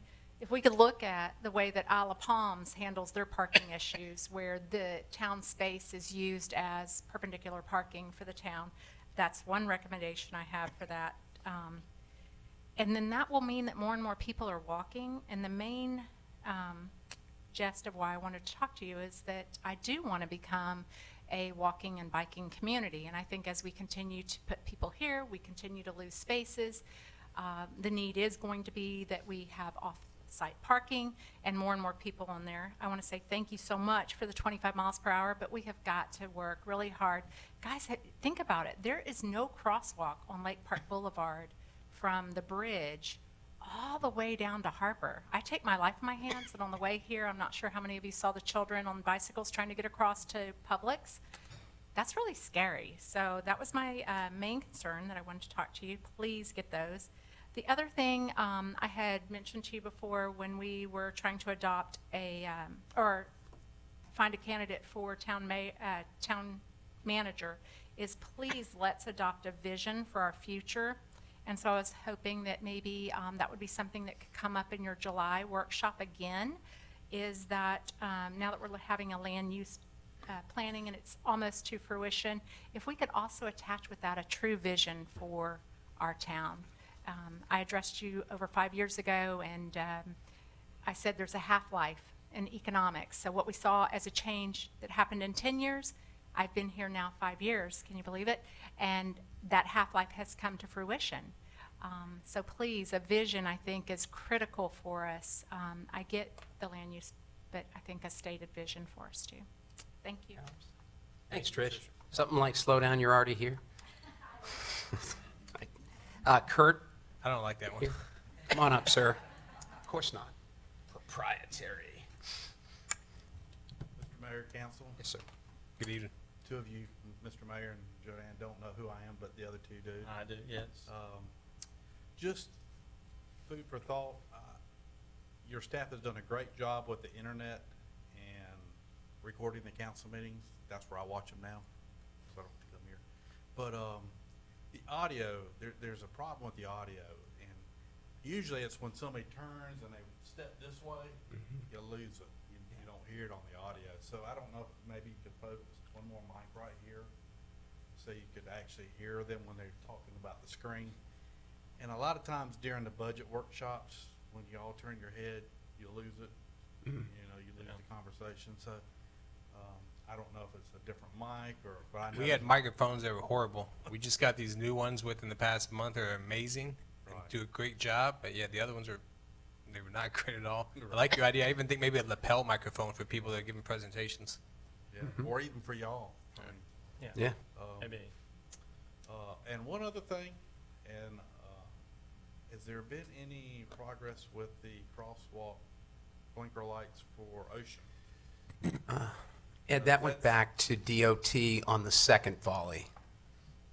Kurt, thanks. That's a good segue. That was a non-agenda that I have, and I asked about that Right. specifically. Right, so that is something that Public Works is working on, so I am, as we talked about earlier, I'm trying to get an updated timeline from them and DOT. Yeah, Kurt, there's a few things. Says Ocean's is a state highway, so we need an encroachment approval from And- them and to you do know that. I know all Yeah. about that. And I'm surprised that I've seen more people actually stop Yeah. on Ocean.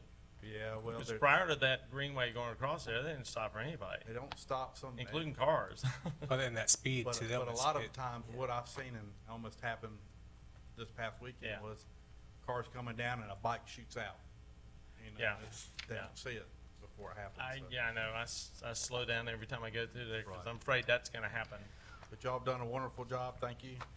Well, you actually helped to move, the speed used to be 55, now it's 45, so you actually did that, so I appreciate that. You're welcome. That was See a if we good, can't take that was a that good another move. step. Thank you. Thanks, Kurt. It's good to Thanks, see you. Kurt. And just to comment on what Kurt's talking about, we have been back and forth with the DOT on the crosswalks that Patricia mentioned and what you mentioned on the Ocean for months.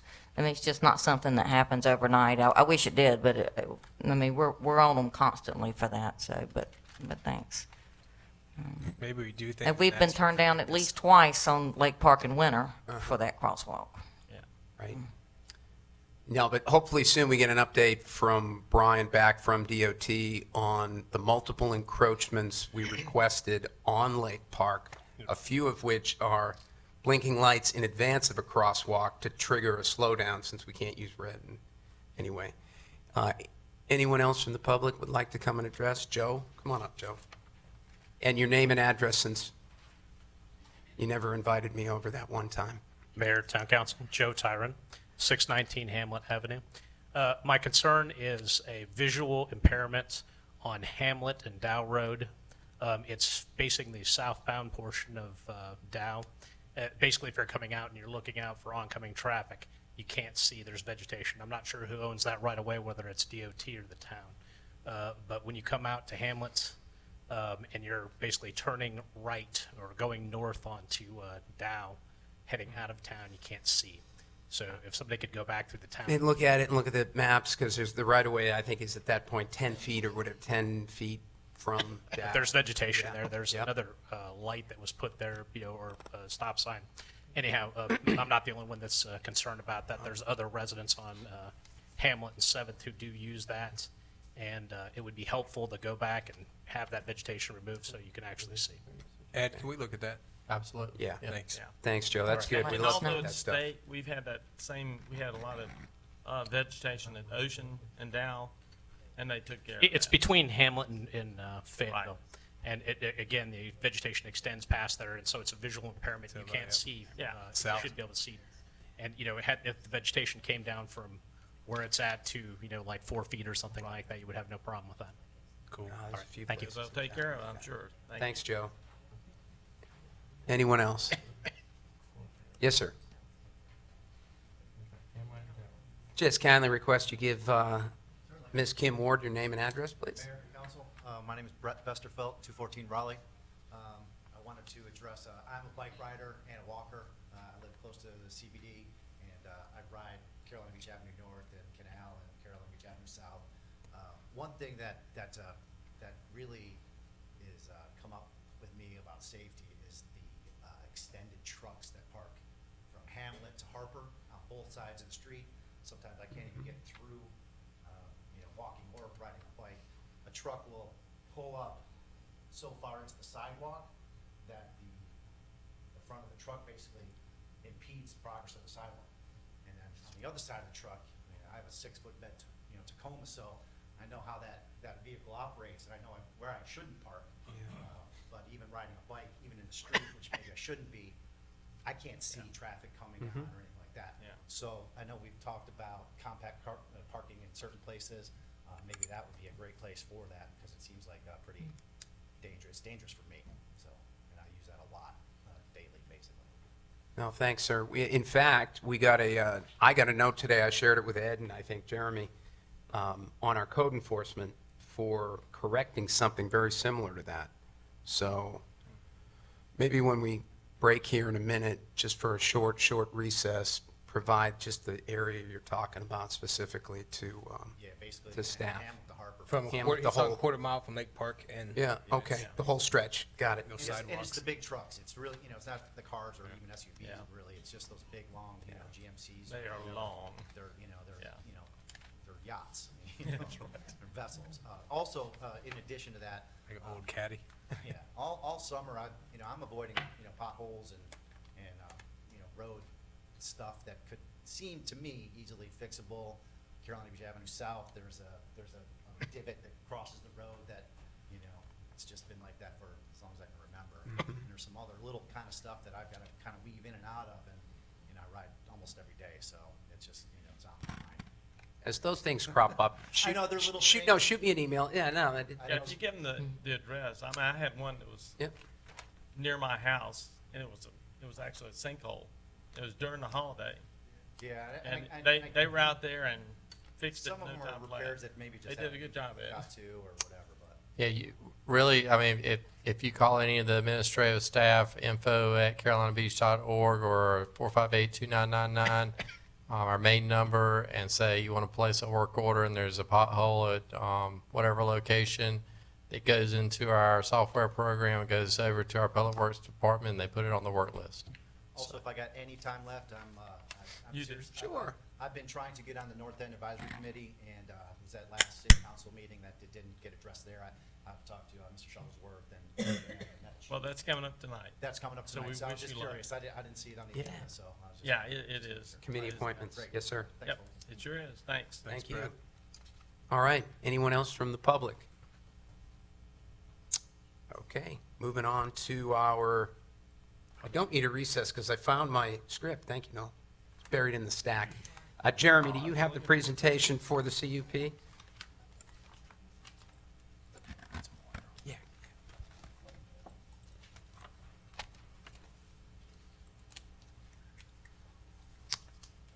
I'm going to go ahead and swear in. Oh, and all individuals intending to testify must come forward and be sworn by the town clerk, assuming that hasn't happened already. See that, Noel? I didn't have to look at her.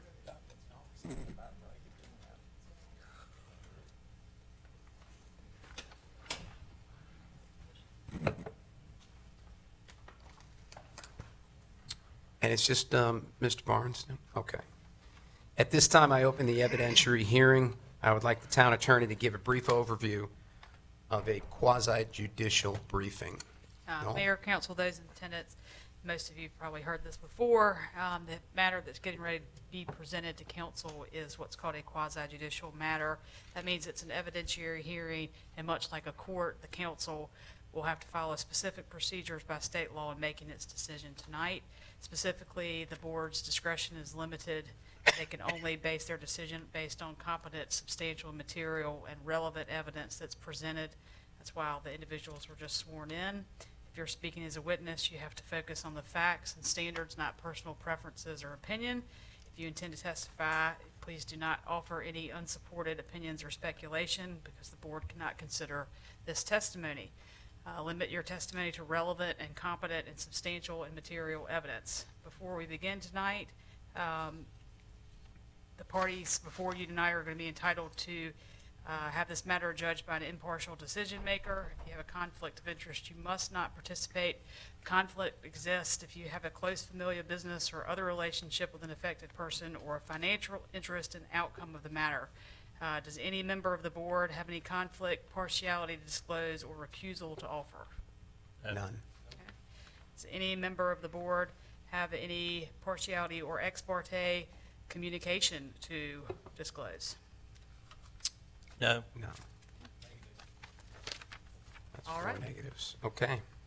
Jeremy, presentation. Thank you, Noel, Mayor, Council.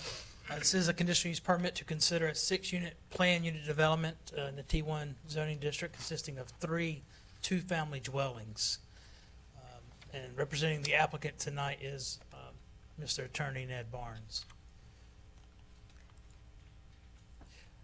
Just previous use of this site was the Gulfstream Hotel. It was in distress and dilapidated, and it was bought and has been demolished. And this is what the site looks like now. It was, when it was bought, as one parcel. It was subdivided into 3 properties, meeting the T1 minimum lot size of 6,000 square feet.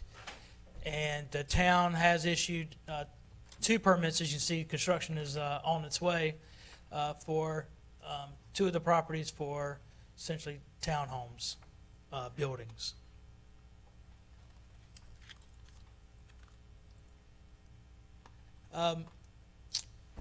The requirements is because what the applicant would like to pursue is a swimming pool, creating a planned unit development environment, combining the properties together for usage of the 6 proposed homeowners to use the pool, and to eliminate those property lines, as the pool is going to extend over those property lines, so it would be one uniformed development. And the zoning ordinance regulates that pools have to meet certain setbacks, so those property lines were eliminated or proposed to be eliminated to meet that. And also, in order to have more than one principal building on a lot, it limits you, but with a conditional use permit through a plan unit development, you can have multiple structures on a lot for a principal building. Adjacent uses to the east, across the street on the ocean side, is Beach House Inn. Parking for the Beach House Inn is beside the development on the south side. On the north side is a 4-unit structure. To the west, behind the development, is a vacant lot and also a 2-family dwelling.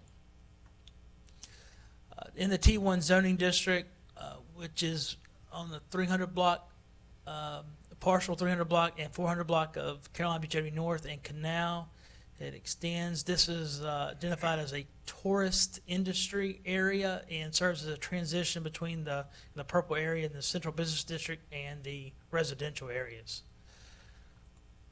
The T1 allows for single-family, 2-family, multifamily, hotels, and offices. It is one of our highest density zones besides the central business district, which is 29 units per acre.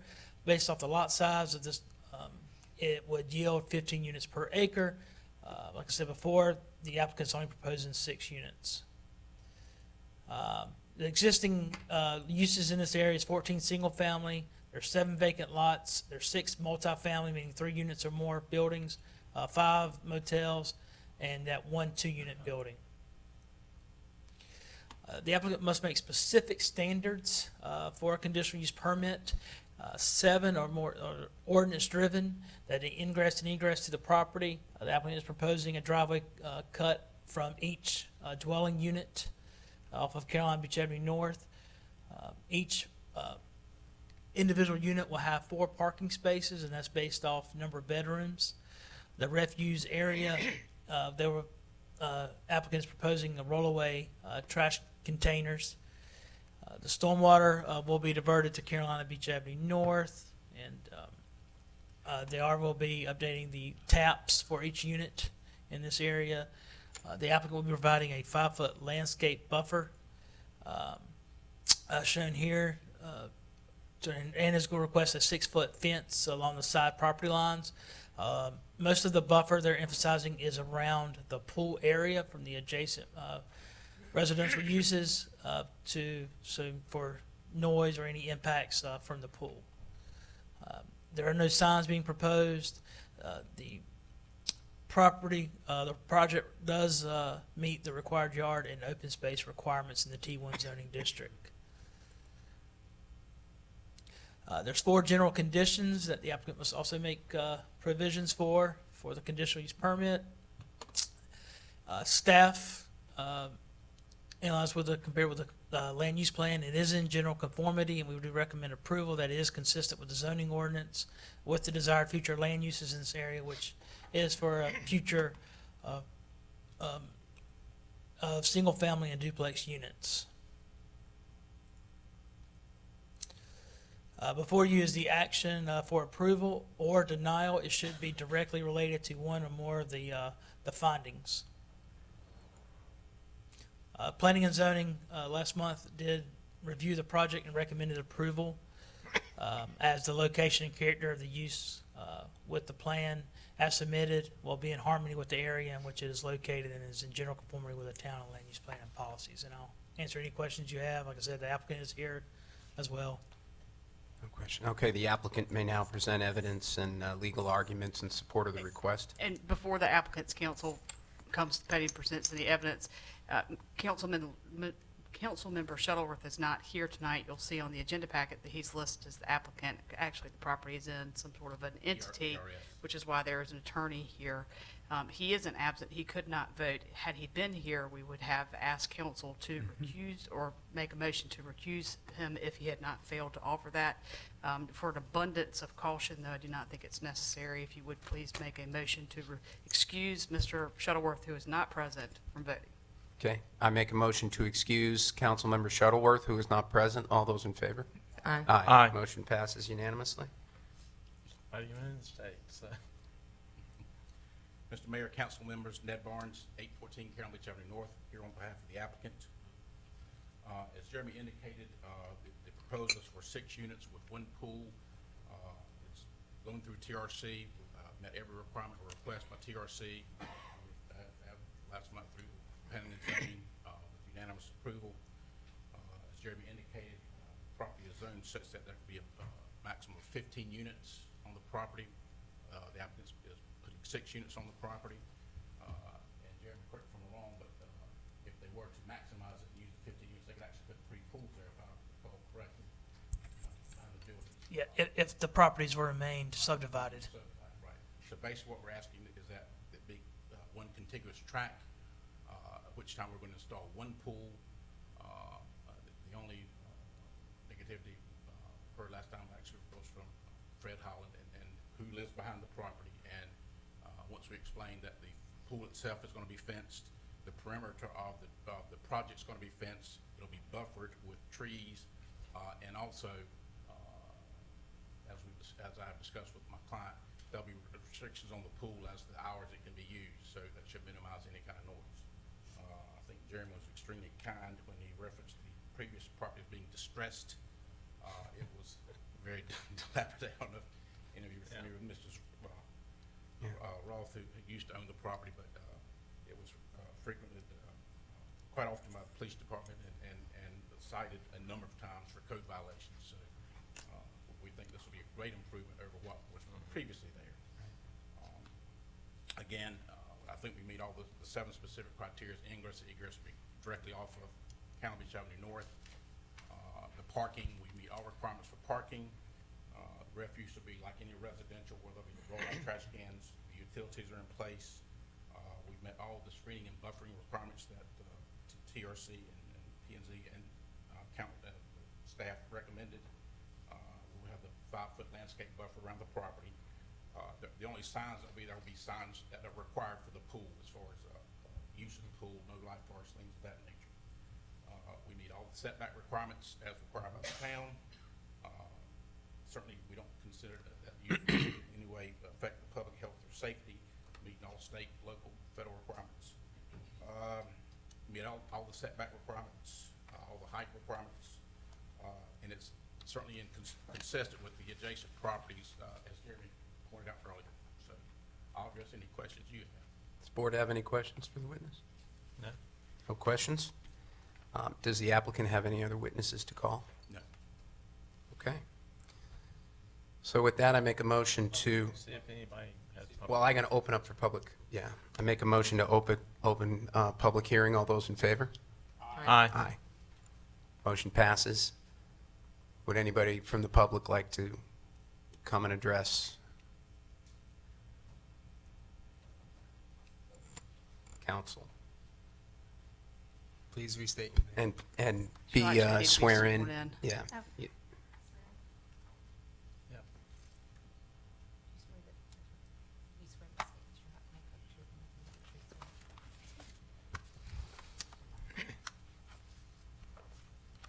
I have one question that would help with clarification that I think for a lot of us as residents don't quite understand is there's always a tax issue, and then there's also a resale issue. When you combine parcels of land, then what is the process to, if you want to divide the land again? So I'm not sure who can address that or how that gets addressed, but that's always been a concern that I've had as we have these issues come up before, and I don't think we understand for the public to really speak intelligently about No, it's a it. good question, but not germane, I don't think, Noel, to the CUP. Am I missing anything with that? No, you're not. Okay, so we'll get that separate, but, okay, anybody else from the public want to address the CUP as presented? I see none, so with that, I make a motion to close public hearing. All those in favor? Aye. Aye. Motion passes. Council? I have no questions. No, I looked at it, I mean, it meets all the required. Meets everything it needs to. right? Okay. Can you, okay, there it is. All right. With that, I make a motion to approve the conditional use permit for a 6-unit planned unit development consisting of 3 two-family dwellings located at 409, 411, and 413 Carolina Beach Avenue North. That the location and character of the use, if developed according to the plan as submitted and approved, will be in harmony with the area in which it is to be located and in general conformity with the town land use plan and policies. Noel, any, before I motion, or rather before I take that to vote? Yes, there should be a proposed grant order in the packet. I just want to make certain that, Okay. that council has determined that it meets the. Yeah, before I vote, I general wanted to and just, Specific criteria. I am, yeah, I'm just looking at the Yeah. statement as presented.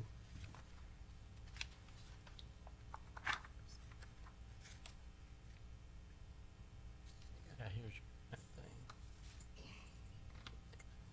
The 4 general and 7 specific criteria. Okay. And that it meets the 4 general specific criteria. Any safe rounds? Okay. So with that, all in favor? Aye. Aye. Motion passes 4-0. Thank you, Mr. Barnes. It's a good question to ask, though. Yep. Patricia. Mm-hmm. Might want to- Yeah, and so with that, yeah, can you, Ed, take that as an RFI, as a request for information that was presented by Trish on the tax issue? Yeah, separate from the CUP itself. All right, we got an item of business next. Is that you, Jeremy, presenting? Yes, sir. Conditional use permit extension for Carolina Beach Business Center located at, yeah. Yep. Yes. This is a, as you mentioned, an extension request for a conditional use permit that was issued 2017, July 11th. And it was for a conditional use permit for a business center located on the corner of Lake Park Boulevard and Bertram Drive. They have recently applied for a building permit to develop that property, but the ordinance requires for construction to be started, have a vested right for that conditional use permit to actually kick in, and construction means the foundation is actually coming up out of the ground. So it's currently under review. We'll be looking at it by our technical review committee as well, which will be Monday. But I'll answer any questions that you may have, but nothing has changed. You know, exactly, the project remains the same. No, I looked through it, and I see that it met all the necessary conditions then, and that nothing's changed, and that the storm interfered with their ability to begin site development. I'd possibly recommend a one-time extension. I think that's typical for us to extend it one time. Yeah, the ordinance allows for a one-time up to 12 months extension. Right. That's what they're requesting. Cool. Leanne? Okay. No problems with that. So with that, I make a motion to approve a one-time 12-month conditional use extension for the Carolina Beach Business Center located at 1324, 1326, and 1328 North Lake Park Boulevard. No, what's the address on that? Because I don't see. Yes, North Lake Park Boulevard. Yes, 3 parcels, 1326, 1324, and 1322. Okay, thanks. All right, all those in favor? Aye. Aye. Motion passes unanimously. Thanks, Jeremy. All right, you got some tallied votes, Kim? Shot them on out. All right, so for our annual committee appointments, for Board of Adjustments, we're reappointing Teresa Shu and Miriam Howe. For the Freeman Park Committee, Brian Graybush, Brett Besterfield, congratulations, Brett, Lou Messina, and Holly Snyder. For the Marketing Advisory Committee, we're reappointing Miles Bielik, Amy Hooker-Kidd, Mark Splendorio, and Jeff Hogan. For the Ops Committee, we are reappointing Jay Healy and Bill Skinner. For the Parks and Rec Committee, Bill Nadeau. Planning and Zoning, Jerry Kennedy, John Etu. Police Advisory Committee, Deb LeCompte, Melanie Boswell, Lynn Barbie, and David Burkle. The retired member from the Operations Division, David. Yeah. All right.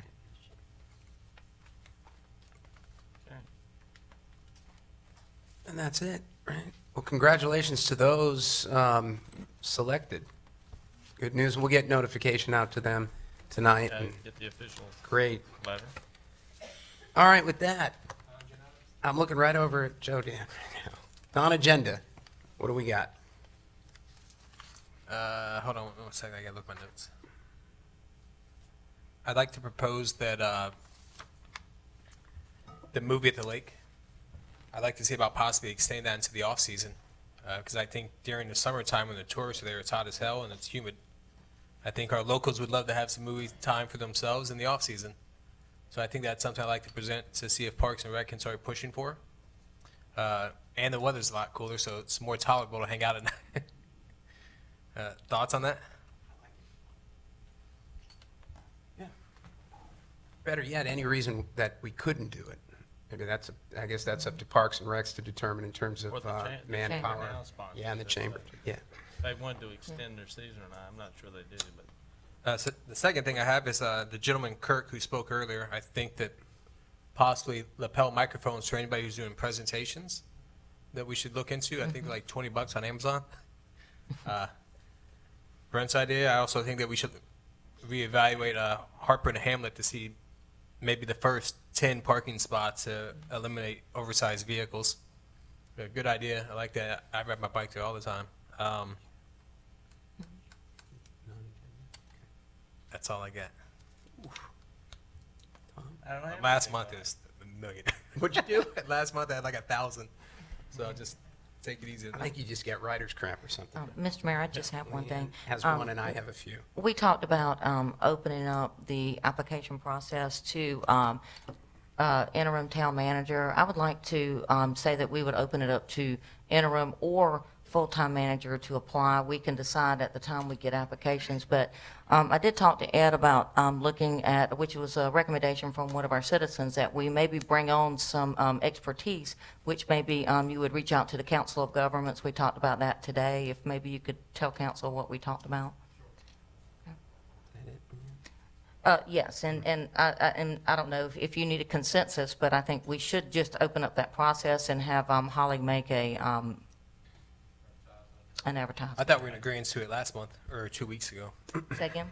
We were in agreement. Right, but I was asking to add that the possibility of a full-time manager as well. Okay. Doesn't mean we have to hire one, it just means that, if he's out there, he or she is out there, that they could have the opportunity to apply. And that if you guys are okay with Ed contacting the Council of Governments for maybe some interview panel. Mm-hmm. Right. And obviously help you out along the way, Ed, get a little bit of time. I know you've been burning both ends. Is that all, Leanne? Yeah, and then I think you told me today you could do that in the next maybe week. I think we can put something together, yes. Thanks. That's all. All right, Ed, I got a few. First, of course, that just came up tonight from Trish, the RFI on tax implications. That's a real good one. And that wasn't cutting you short, Trish. It wasn't germane to the CUP as presented. So, and that's all that was, just as a matter of course. The DOT submissions, man, that is an issue of buzz. And residents appreciate the work that the town has done to this point. Obviously, you and I have communicated, Ed, keep me posted on what Brian comes back with or what he submits and any sort of estimated time of return on our requests to include pre-approval for a 25 mile an hour from Dow Road to the Carry Beach town line. Both can work in parallel. If it's something that TRC looks at, that council would have to vote on, have a public hearing, the pre-approval may take time.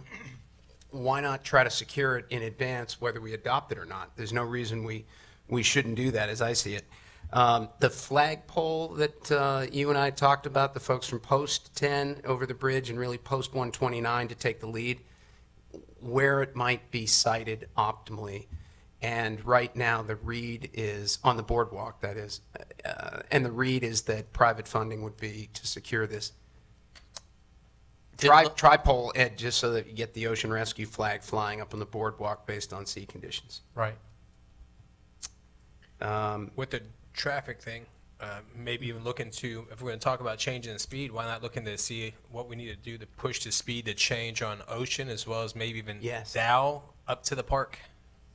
I Yep. think we had a handful of people constantly talk about that. From Dow to even just Good Hops is where everyone pretty much hits that gas and they're gone.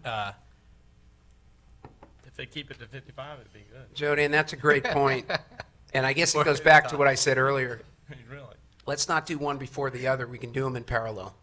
We don't necessarily mean that we're going to adopt it. We don't know what's going to happen down the road, but let's just get pre-approval on these things. Shoot for the stars. Right. Joe, I would just recommend, in the past, we've had that discussion, and Curry Beach was pretty upset that we didn't include them in it, so that if maybe we would include, Bring their counsel in on it. just on Dow Road. On Dow Road. Maybe Yep. just include them in those discussions. Yeah, and I did Down have, in Lake well, Park. that's kind of separate, the email with Mayor Blazinski, but And the next open house on, I'm sorry, Ed, you're going to answer. DOT is going to want a resolution from us if we're going to ask for that. Can we chat about that at the workshop?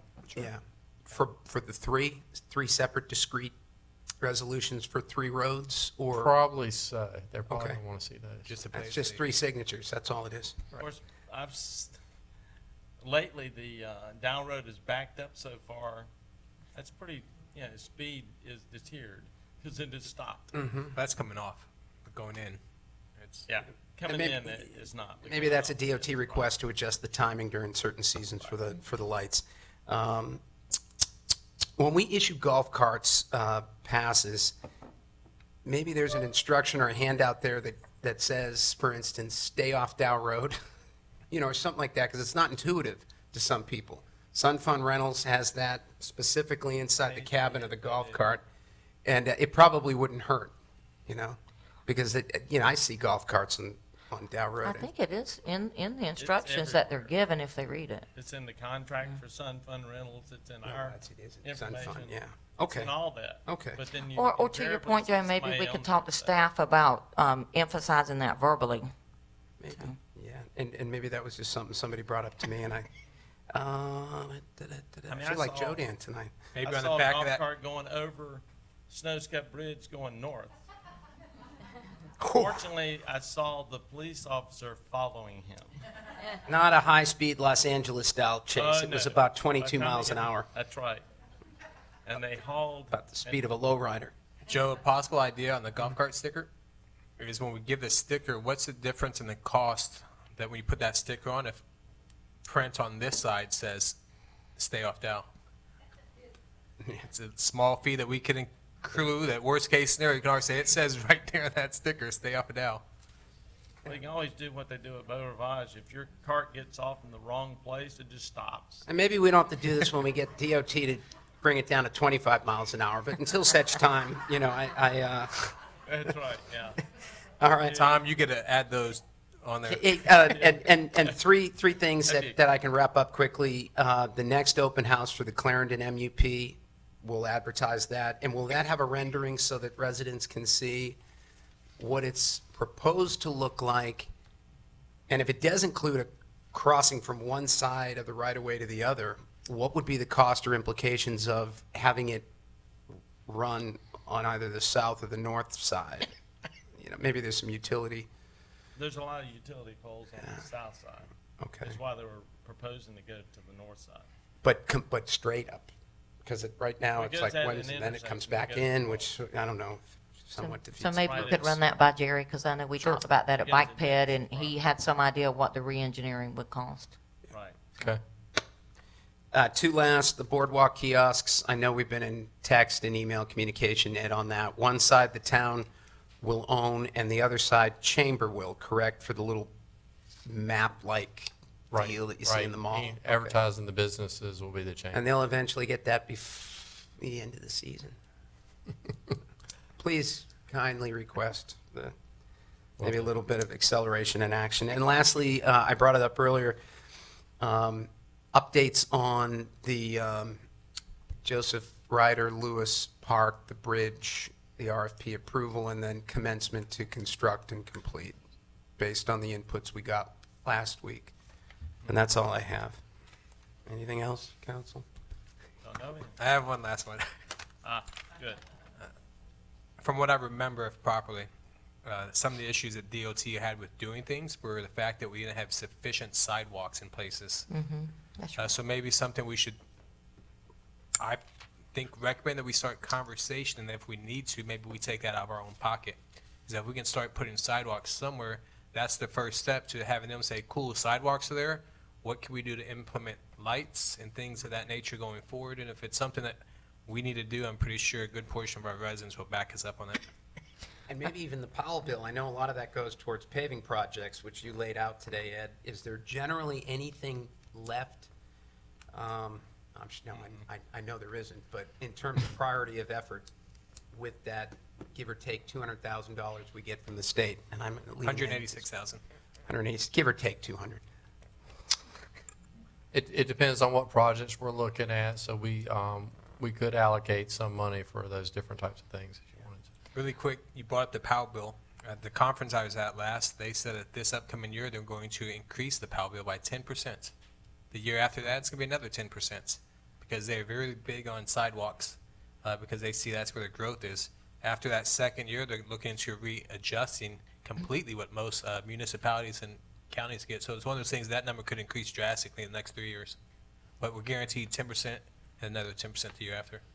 So 10% more this year, Joanne? Which means I was actually right with the 200,000 and you. Give or take. All right, we're just having fun up here, And- guys, and at just, this point in time. just to Joe Dan's point, that is something DOT said, if they were to grant us a light and/or crosswalk at Lake Park in winter, we would have to install sidewalks, and I think we would have to tell them we would be prepared to do that Yeah. if they gave us that permission. So yes. Push for the workshop. I think we're done. Yeah. All right. Hey, with that, I make a motion to adjourn. All those in favor? Aye. Aye, motion passes unanimously. Have a good evening, everybody. Thanks for coming. Right. Hope you enjoyed yourself.